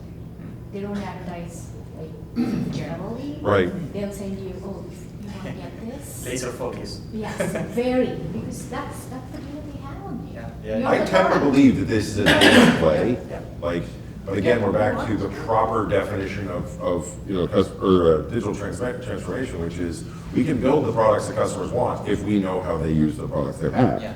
If we know the problems that they're having, right? And I'm fascinated by this being And a but you one have to time. be able to process all that data also to get to know what you really need to build. Because if you collect the data but you don't use it, it's like Data It's is dangerous. Data is Yeah. not information. Yeah. And that brings back the data problem. You have a shit ton of data and nobody Yeah. analyzes it. or no one understands what it's actually telling Yeah, you.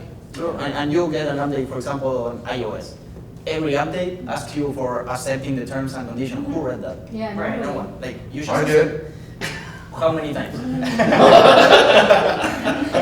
mean, I no one tell does lies. it. And it happens every time you do some update or you have some new thing.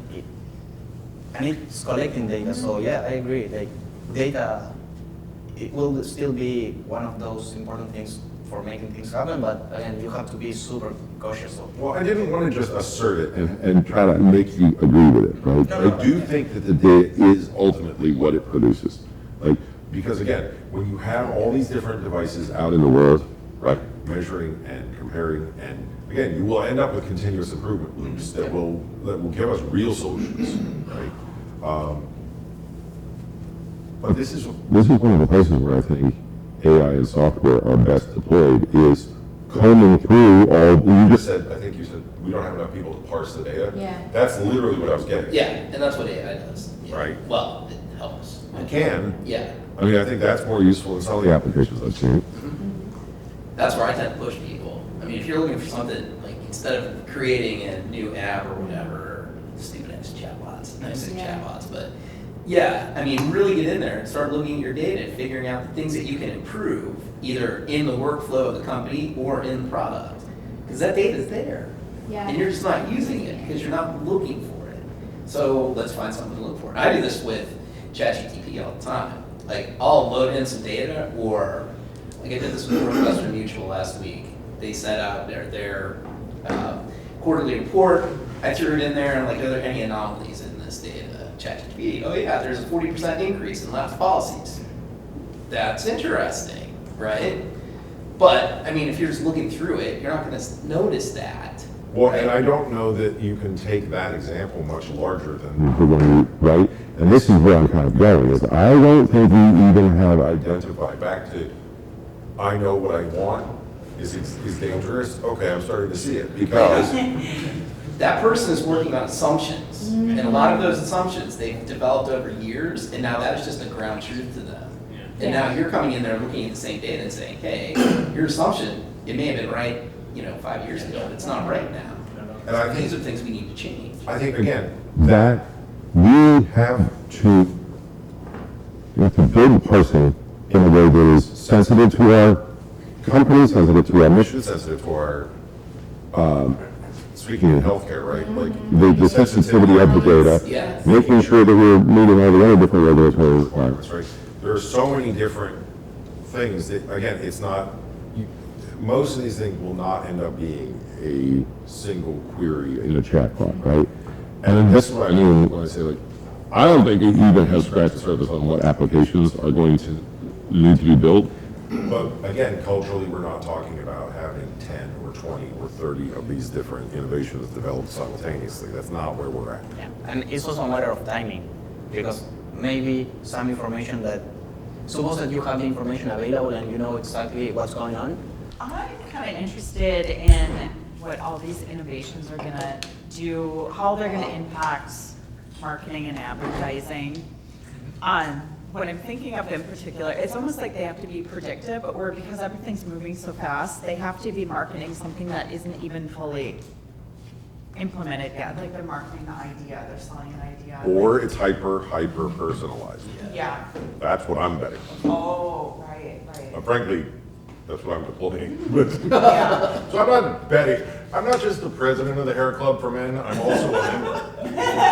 Which, for those of you from outside the country, that's an old commercial. Right. And the guy goes, I'm not just the president of the Hair Club for Men, I'm also a member. And he shows you that he had the surgery to have his hair moved or whatever.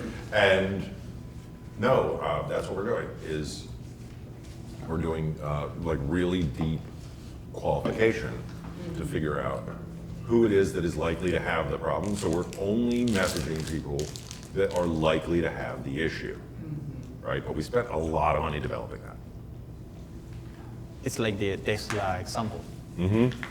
It's exactly like that, hyper personalized. But now you get to be really high touch with people too, right? Yeah. I always make the example, it's like when we were kids and the telemarketer would call during during dinner, and your father would take such great pride in slamming that phone down and be like, I'll show you, Yeah. right? Yeah. But what your dad was mad about was the fact that it was the cheapest way they could contact you. And they called you at dinner because they knew you were there. Yeah. So it was intentionally disruptive, and it was not tailored, and it was always just like 5 seconds before you hang up, so it didn't cost them any money, right? If you take that and you stretch it the other direction, you go, well, if I only needed like 300 really brilliant people, like 300 people who are like really high potential buyers, I could roll out the red carpet for those people. And that's exactly what we're doing. Yeah. Yeah, that was beautiful. I'm gonna just kind of play devil's advocate here. That is So- literally my job, but I guess. It just reminds me of these echo chambers that people have created on social media where they have a certain viewpoint and they're screaming to others that are, screaming the Yeah, same they're viewpoint. vigorously agreeing all day long. Right, exactly. And so where's the conversion? Where are the new people gonna come from? Or we've just established. What do you mean and new people? defined who our customer is, and are we excluding anyone? At the end of the day, that's what I'm asking. Are we I excluding mean, anyone? we are excluding people, but viable, new, fresh blood. I think you're asking like a question about like, are we disrupting society in a bad way? Kind of, yeah. And I kind of am on Team Fede on this one, where he said, it's really the same thing, it's just faster. Yeah. If you think about, Or even they don't really know what they want, but we're gonna show them. okay, so if you think about an economy as the speed of money moving, right? Because that's what it really is. Yeah, Right. yeah. It's not as though dollars go up and down based on like the stock, right? It's how fast is money moving that we're really measuring, right? Because I wrestle with this, you know me. Like I'm pretty humanitarian in all of my different things. Absolutely. But I think your point is best directed at what about people who don't want to adapt? And I think that question has lingered for a very, very long time. I just think that the speed of adaptation now has made it so that they have our sympathy more than they've perhaps had it in the past. Yeah. I don't know. So for me, I don't know the answer, but I prefer to be in the mode outsider. So I prefer to be part of the movement and maybe influence it for good, or I mean for whatever side I want to influence it. I can if I'm part of it. If I'm not, That's I'm true. out. Absolutely. I just have to do whatever others do. So that's how I see it. Full disclosure, this is one of the reasons why I say, like, I can't believe how short-sighted just firing people because of AI is. Right. Because I can't help but notice that you're leaving all this money on the table by not. In 2010, people would have murdered to be able to develop the kinds of applications that we can develop like that now. And we've kind of gotten bored of it. Yeah. And I don't understand that. I don't understand, like, I could do really cool things that could change the future of my company.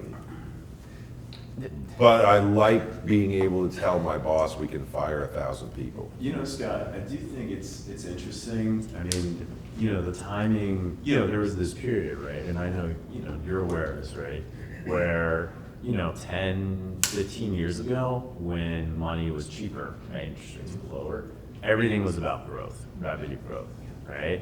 And then we went through this little pocket about 3 years ago, where now profitability has become such a driving metric, right? Yes. And I mean, this is across, industries, but it's especially at home e-tech, where now that whole sort of VC revenue growth idea, right, is taking a backseat to like EBITDA, profitability. So it's become easy to just say, well, we just need to cut. You just need to cut the labor force. That's right? a really That'll- interesting that'll take. boost the EBITDA, right? Yeah. And if we have these productivity gains, that'll help us offset the headcount that we reduce.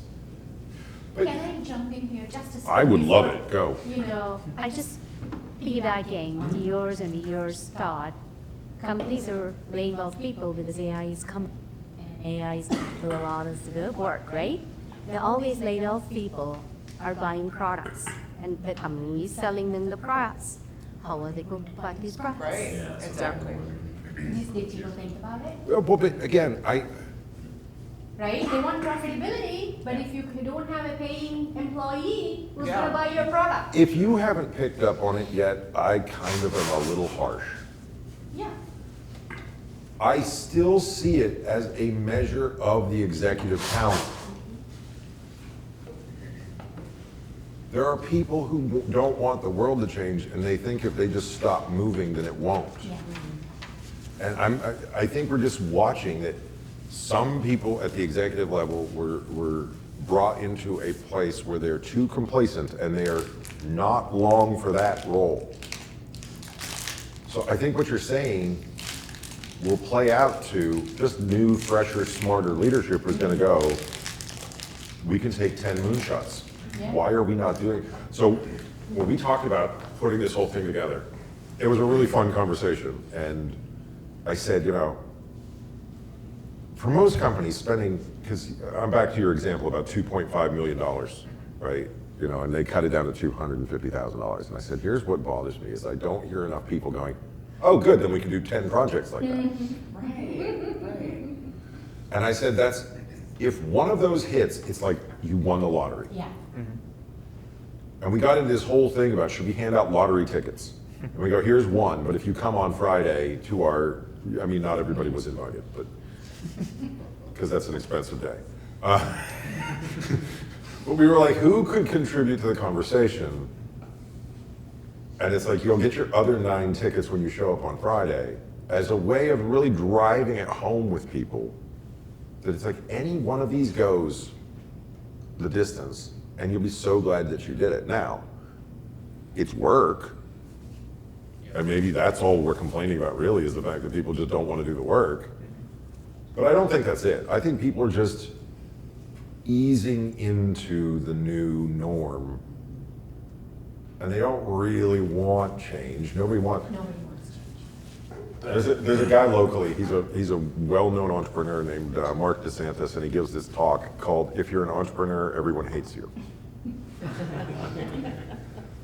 And what he meant was, and I mean, it's like a 30-minute talk, so I'm gonna try to boil it down, but I'm obviously gonna fail at some points.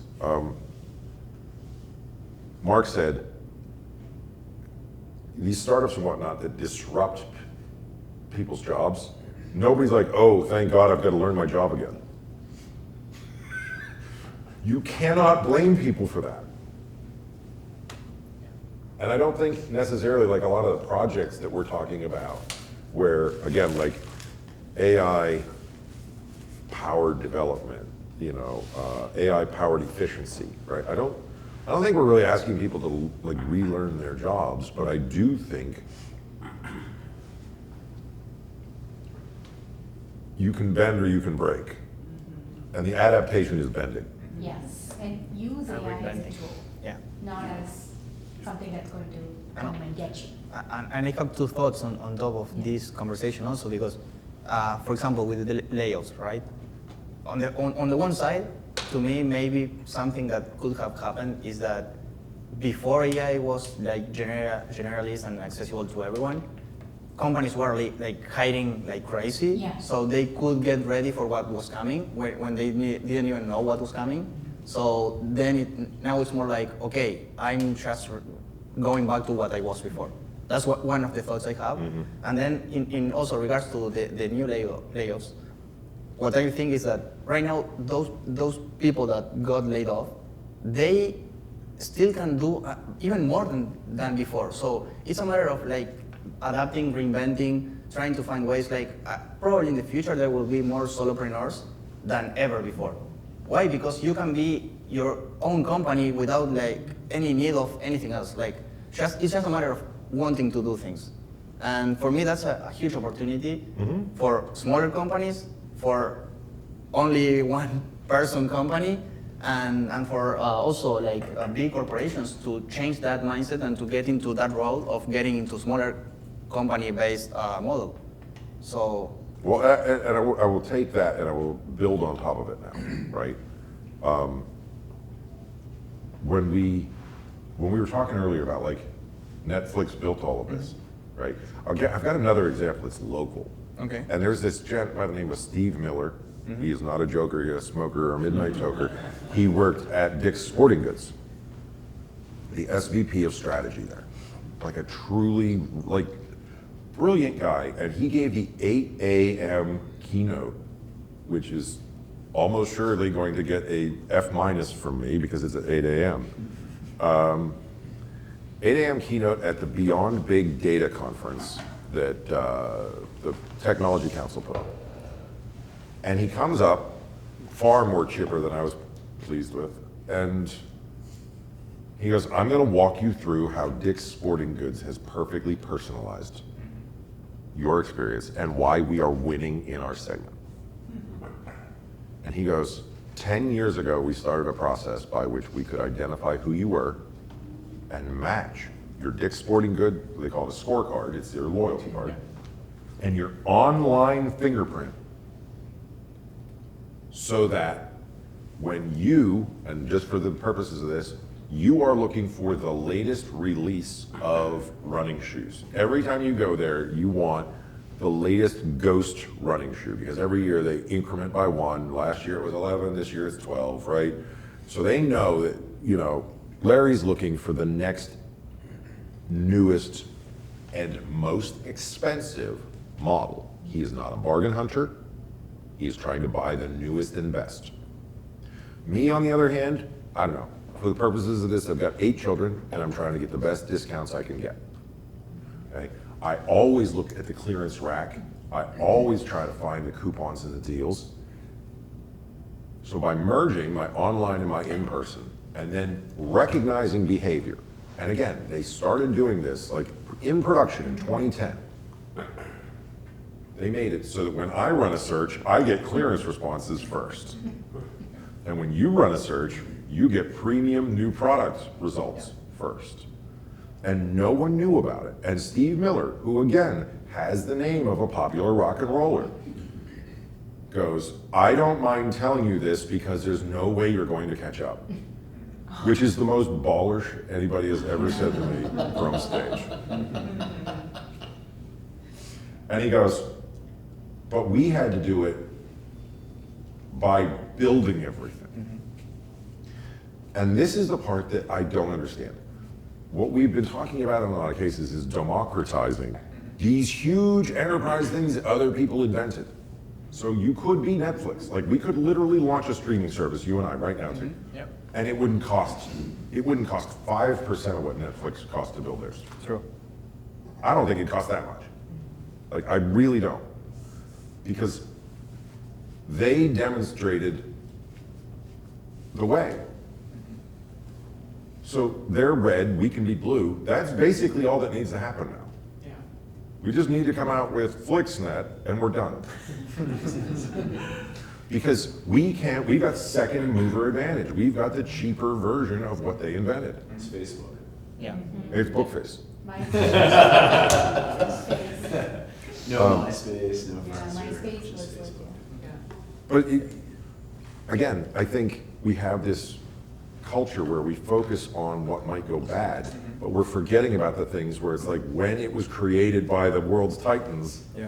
it was the most expensive, and now you can use it at your mid-sized bank in Pittsburgh. True. True. Yeah. Have you ever done that? Like had somebody just come to you, and this isn't really a question, I'm just curious, but like, build that company, but cheaper for now. Like, has anybody ever done that? Like, make Uber for Pittsburgh only for $5. Like, Yeah, I mean, you tend to do that. It's like the first reaction, because if they are doing it and there's still market for everyone, why not to be on that same competition? that gives me hope. We tried it, I mean, we did, even ourselves tried it. Like last year, we were using one product, which it was like pretty good, well known, for like basically like plan off. Yeah. We said, hey, let's build overall. And I mean, he actually single-handed did it.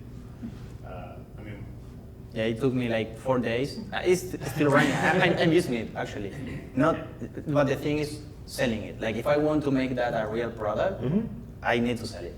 And for that, you need to put effort on that. Yeah. I'm not despite my role kind of goes into that direction, I'm not like going door by door knocking and trying to get customers. So that's the missing point in my for scenario. that case specifically. Yeah. Yeah.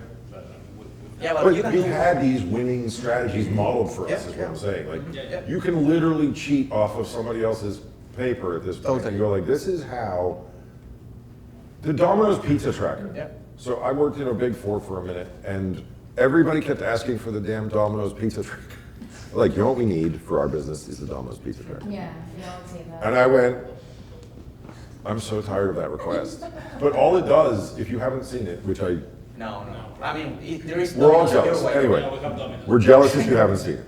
It's literally just a bar that goes across as it steps into each product. Oh, okay. So it's like we took your order, we're prepping your order, we're baking Like your a order, stepper. we're driving your order. Like that's all it is, Okay. right?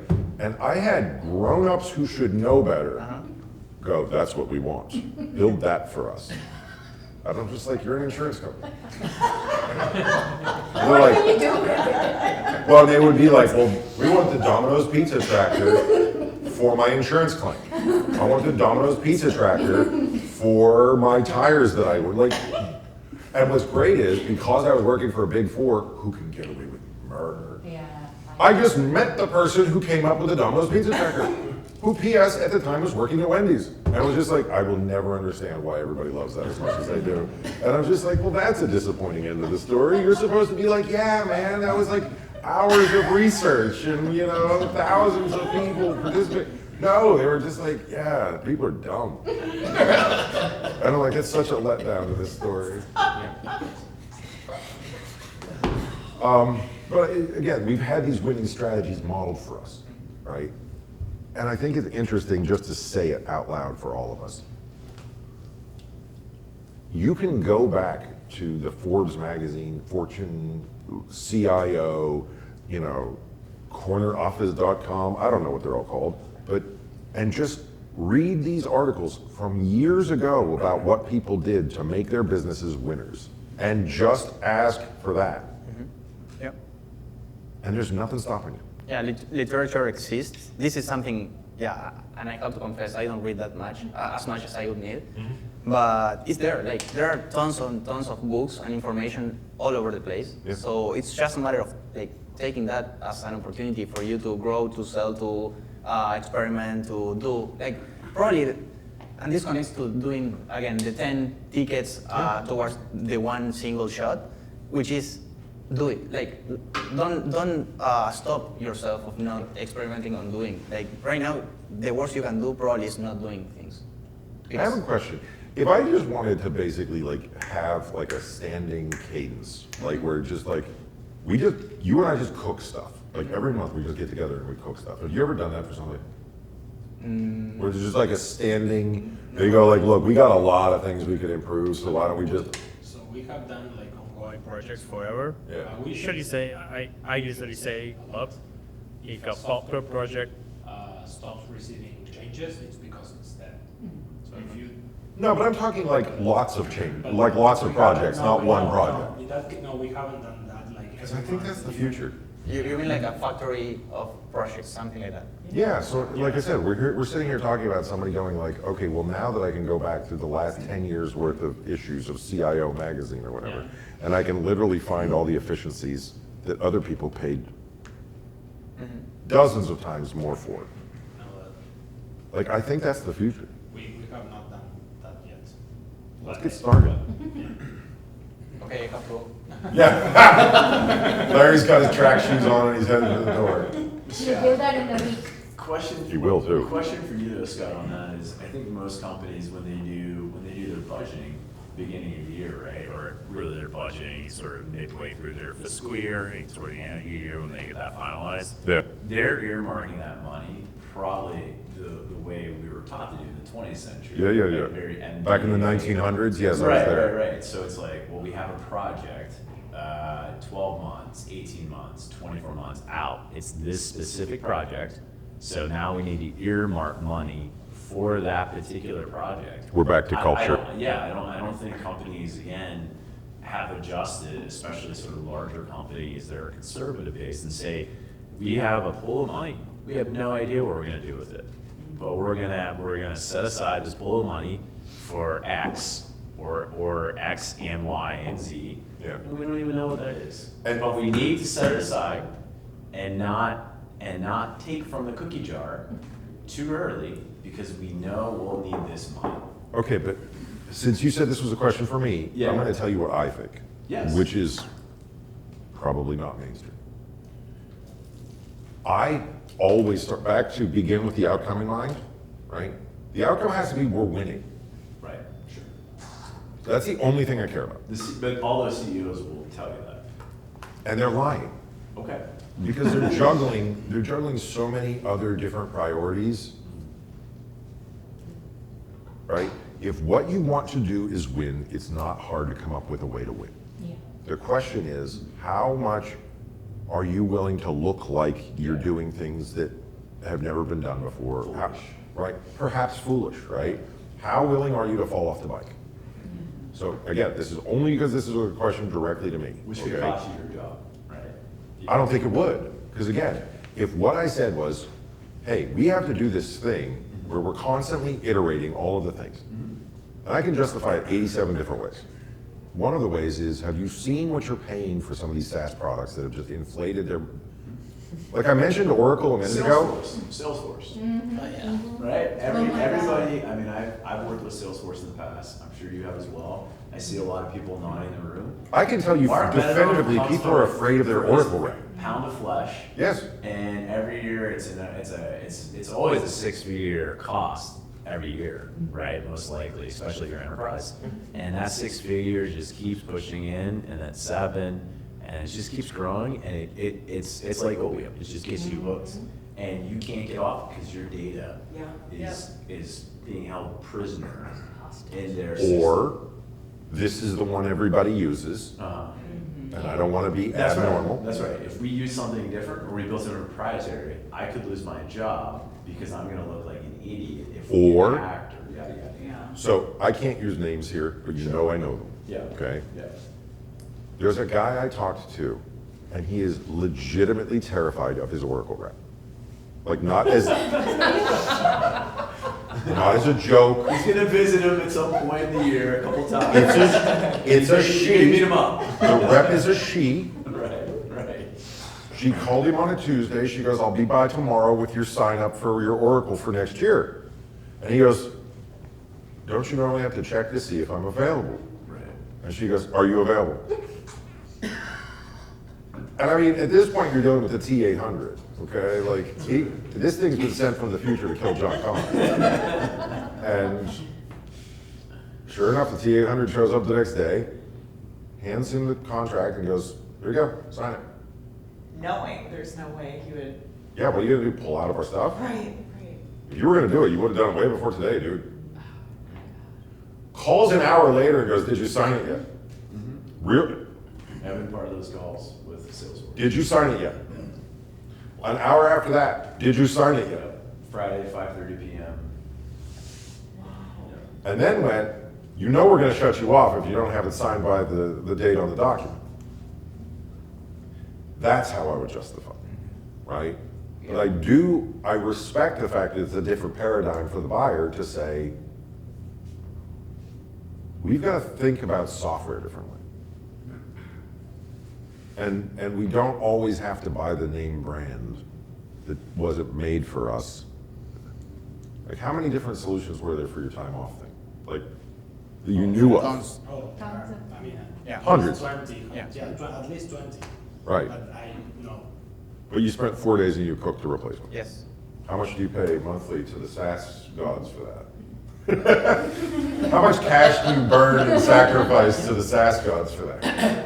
And everything is a subscription. Don't forget that now. Trust me, Everything is a yeah. subscription. Yeah, There you can can't be a buy it. clause in you. Yep. These companies who said, "Do not do evil." Do you remember that slogan? Yeah. Do not do evil. Yeah. Yeah. That's how they get you It's true. to stop buying things. Gmail was free 20 years ago. Now they charge you. So photos were free. Now they charge you. Like nothing's free, as you said, Scott. And this is why people have a reluctance to. The internet was way more fun 20 years ago Yeah, it was. because we were in phase one of everybody's plan. Yeah. Yes. It was a wild, wild west too then. It's funny that they warned us that they were going to give us the drugs for free, and we should have been watching out for the sass. It was like this pusher's going to come to the playground and he's going to try to give you free drugs. It was like, no, he didn't. He tried to give me Gmail.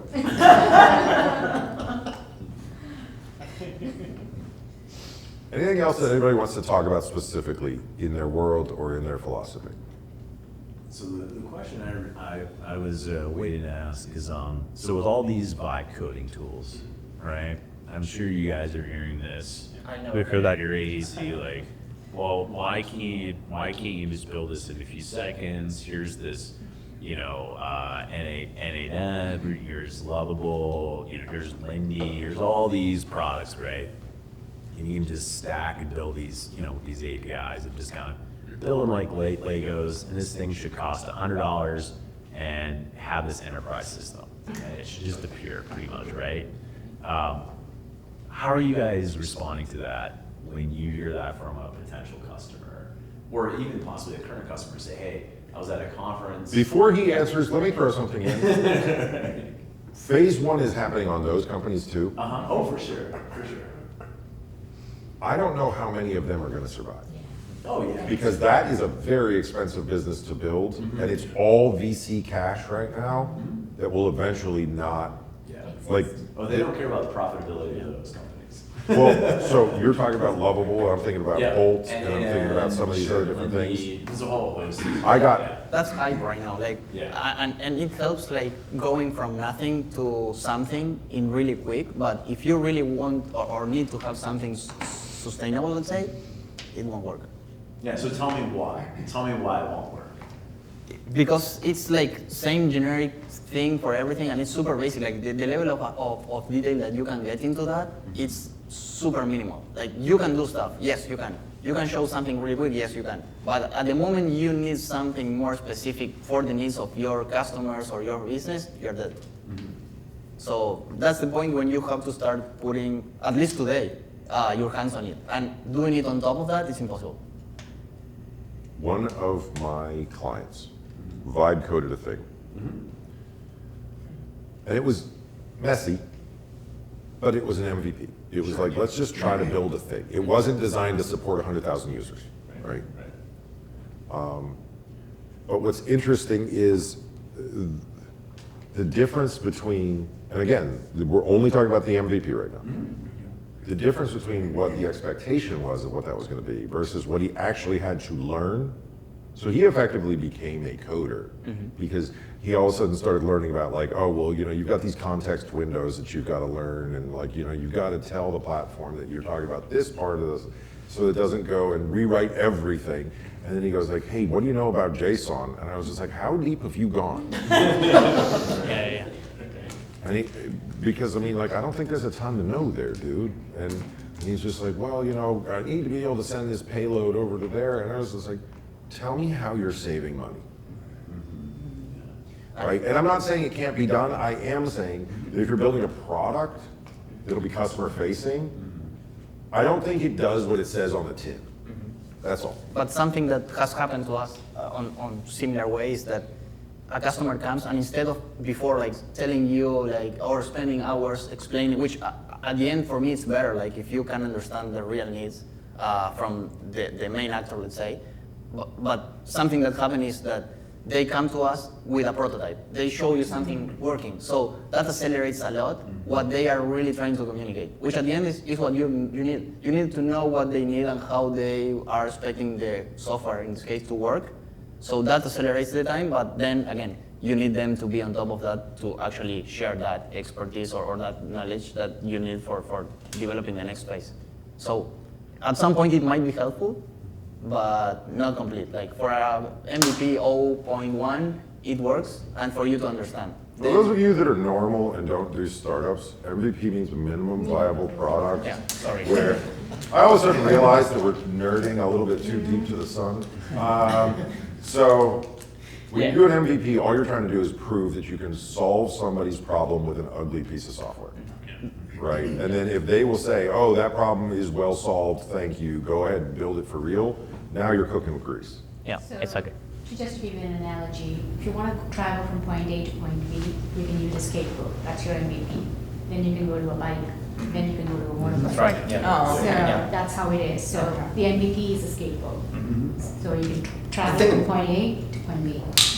And I just wanted to add to whatever you were saying. Now I lost my train of thought because I went MVP. Go ahead, Kurt. please. Well, before that, what Larry had said, just to help re-prompt you, was he was talking about sometimes it'll let you have like Yes, thank a you. model to work from. Yes, great. I am a programmer, I was a developer, but I didn't do white coding. So I know, and I coded until Entity Frameworks for Visual Basic. Who owns the product though?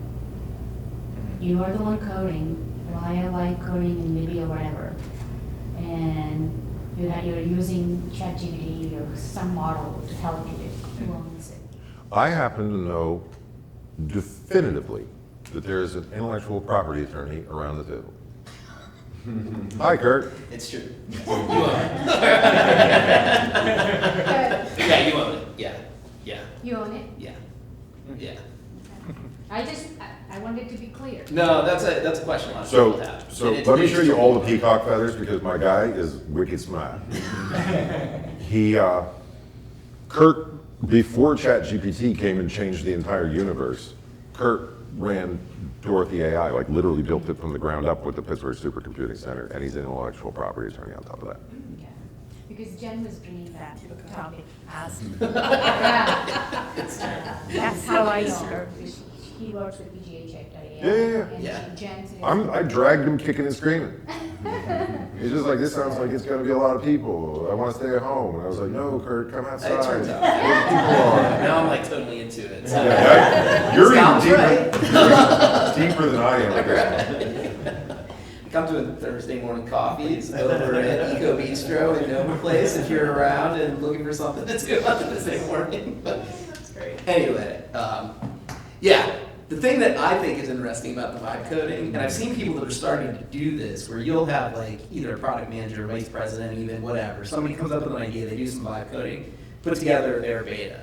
It works, hands that off to the developers, they harden it. So I see companies like what you guys are doing a lot more of that sort of stuff in the future, which I think makes things go much more quickly, right? Because, I mean, you Which may was already start- fast. Yeah, I mean, it was already fast, but now, Right. I mean, you're starting instead of a skateboard, you're already at, moped. Yeah. And now you're handing it off, and these guys can create a Ferrari from I it. love when analogies start to mutate. Keep going. They're like, well, it's not a moped, okay? It's a motorized tuk-tuk, thank you very much. But I think that, I think Kurt is Kurt. Yeah. I think Kurt brings up a So- good point. It goes back to what you were saying, Scott, is that leadership right now has to stop seeing about, like you were saying earlier about this example, right? You guys had a client that was doing 2.5 million, some kind of, expenditure about 2.5, you got it down to like, 10 times less, right? Like 250 grand or something like that. Yeah. Like, so what they're doing is they're just taking the winnings off the table instead of continuing to play at the table now with the house money. But again, that's what I'm Right? saying They about should like, be- you gotta win. They should be encouraging, whether they're investing in their people or they're encouraging like, hey, business side, product side, like, if you have an idea, we're gonna teach you how to do some vibe coding projects. Or like, we're gonna like once a quarter pick the best 2 or 3 vibe coding projects. Hell, we'll even incentivize you if one of these turns out to be a hit. And like, they should be encouraging and incentivizing their people to bring forward those ideas. Like, that's the backlog of projects that they should be trying to greenlight as quickly as possible. And instead, they're just being conservative. You know you're Taking money right. off the table. But, Yeah. but let me at least try to defend the opposite position, because I think that at least comes from an honest place, right? Is that they're terrified that the person who takes the winnings off the table is going to win the game. Well, right. But we both know, like, they're gonna lose because someone like Sam Altman is gonna come out of left field and just be like, hey, I disrupted your whole business model. The interesting thing about that, well, and I think that Google started doing this a long time ago, where people would have those sorts of ideas, and they'd like let them spin out a company and give them a couple $100,000 to get started, and then see what happens and then buy it back, right? Because that limits their risk and does all sorts of stuff. But I mean, a Keeps lot of people companies- energized. Yeah, and you can kind of build that entrepreneurial spirit. But I think that's true, and I think more companies need to start kind of embracing that, or like that entrepreneurship sort of thing. Works. Yeah. Yes. Yeah, because I mean, and it's cheap to do that sort of stuff now. You have people that are interested in it. I mean, most of the new people coming into those companies are very well acquainted with computers. I mean, it's not a big, heavy lift like it would be if, you know, you're hiring a bunch of 60-year-olds or 50-year-olds, right? So, I mean, I see things like that, I think probably are going to start to happen more often. And I think that's where the real AI is really going to start making an impact. Not necessarily changing the entire company, but making it run much more efficiently so that your profitability is way up, right? All right. One of the things that I wanted to make sure we had time for, because not everybody wants to talk about their stuff out loud in front of other people, okay? So I'd like to bring this part to a close and just get to the part where we're just kind of hanging out quietly, one-to-one, you know, and you know, I want to give Larry the chance. Is there any last comments, thoughts, like this spur anything for you, anything else that you want to send people home with? No, but well, yes.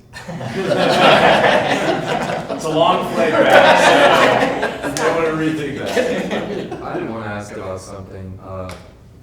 Like, as a software engineer, like, AI is very exciting, right? But I think as a human and as an artist myself, it's like also gives me a lot of fear, you know, what's to come. So, a couple of things you talked about, like, with, you know, you were saying the domino thing, when a company comes to you and they're like, I want to build this for my own company, you know.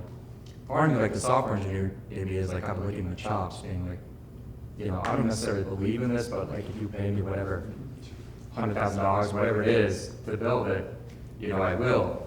And I kind of have issues with a couple clients now where it's like, all right, yeah, I can build you this, but like, is it necessary? And like, should I, even though I can do it, like, should I do it? As the vendor, you mean? Like you're speaking as the vendor, you're saying, should I say yes to talking to this? someone who, yeah, it was like, can you build this? And I'm like, yeah, I can, but it's like, do I believe in the product? Like, do I really think you should be building this product? Okay, so I have this challenge all the time as somebody who helps startups, right? I watch so many times where somebody thinks they're helping by telling you your business won't work. You're not helping, okay? They have to test it. You have to give people the room to fall off the bike, man, right? For sure. You can tell them like, hey, I've seen people try something like this before, and usually they end up frustrated, and they'll go, well, in your opinion, why did they end up frustrated? Like, you can give them data, but I don't think you want to give them a conclusion. Wonder if something they've asked him to build is foreseeably and like clearly the intention of it is like to replace 100 humans. Also that, so like, you know, we're automating like more and more things. And not only that, they'll replace people, but like, one thing that hasn't been brought up, like data centers are getting a ton of water right now. Like, Yeah. another topic, climate change is advancing. Of like, course. You know, so it's like, when we're building like all these little things, it's like, sometimes it's like hard to put in perspective, like, all right, I just spent like 2 days vibe coding this product. That's like, and I've done the same thing, like I'm a teacher, I build stuff for with my teaching, and I'm like, all right, now I'm not like writing on paper all the time, but like, if in 10 years, like I can't go to the beach anymore, like is it all worth it? I know that's kind of like a big jump to make. I don't think it is, and you're like, you don't know me well enough to understand this, but like I literally run a sustainability innovation group. We talk about this all the time, and the only thing that I can tell you that makes any sense to me is this: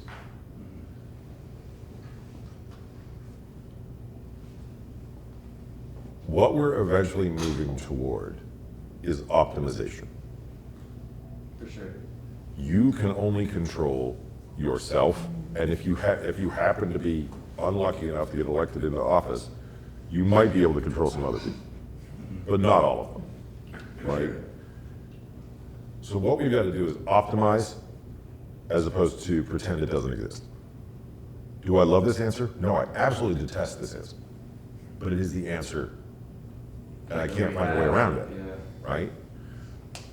But one of the things we've got to be talking about is things like I love DeepSeek. I think the DeepSeeks of the world are the answers if you just want to talk about pure AI, because I can run it on my MacBook inside of Jan, which is like the nerdiest thing I'm going to say all day long. But it runs on my regular computer's chip, which is already fired up, right? How did I come to that conclusion? By banging my head around in the dark until I figured out what the optimization was. And I think that's what everybody here, like, there's not one person in here who wasn't intelligent and thoughtful today, right? It's like nobody's sitting here going like, oh man, I can't wait to burn down the rainforest. What they're saying is like, we need to optimize what we're doing. But I can't do that if I'm not in the boat, to Fede's point, right? Yeah, I agree. To some degree, it's like, you feel like you're helping steer the ship, but I also wonder, like, am I also poking holes in the ship while I'm steering it? Yeah. Short answer is yes. Yeah. And anybody who tells you different is telling something. But Yeah. that will help you. Like now, if you're holding holes, that will make the urgency to arrive to a safe place faster. If you want that analogy, right? Well, yeah. And same thing with cars, for example. Like, we started building electric cars, and then the problem of the batteries, and where is the lithium going, and are we doing worse than before because we are now contaminating more than it used to be. And many times you realize as you go, and you learn, and then you change. Like, for example, the ozone layer, that was being destroyed. Like, we live in Uruguay, and we really know that the ozone was a problem. Like, you go on the summer, like, to the beaches, and you're literally burned out. And now it's better. Why? Because we took action. Like, sprays and everything was like destroying it. That changed. Like, the products that were used changed, and they got better. And the same thing will happen here. Like, We fell off the bike. yeah, exactly. I mean, you can, and then you can recover and try to get it better, or just keep doing it. I know the humans are self-destroying beings, but at some point we also know that if we don't do anything, we will all die. So, If we don't have buyers, like she was saying, Yeah. no one's buying. So No. we need to save ourselves Yeah, somehow. yeah. We will figure it out, but we have to fail along the way. Yeah. Why don't you have the answer now, Fede? Come on. You ate our empanadas, now figure stuff out. All right, we're gonna break up there. Yep. Okay, if you wanna hang out, wanna talk to the guys, that's cool. I'll be around as well. Thank you to Alejandro and I'm sorry, I never even got your name. Elisa for helping us today.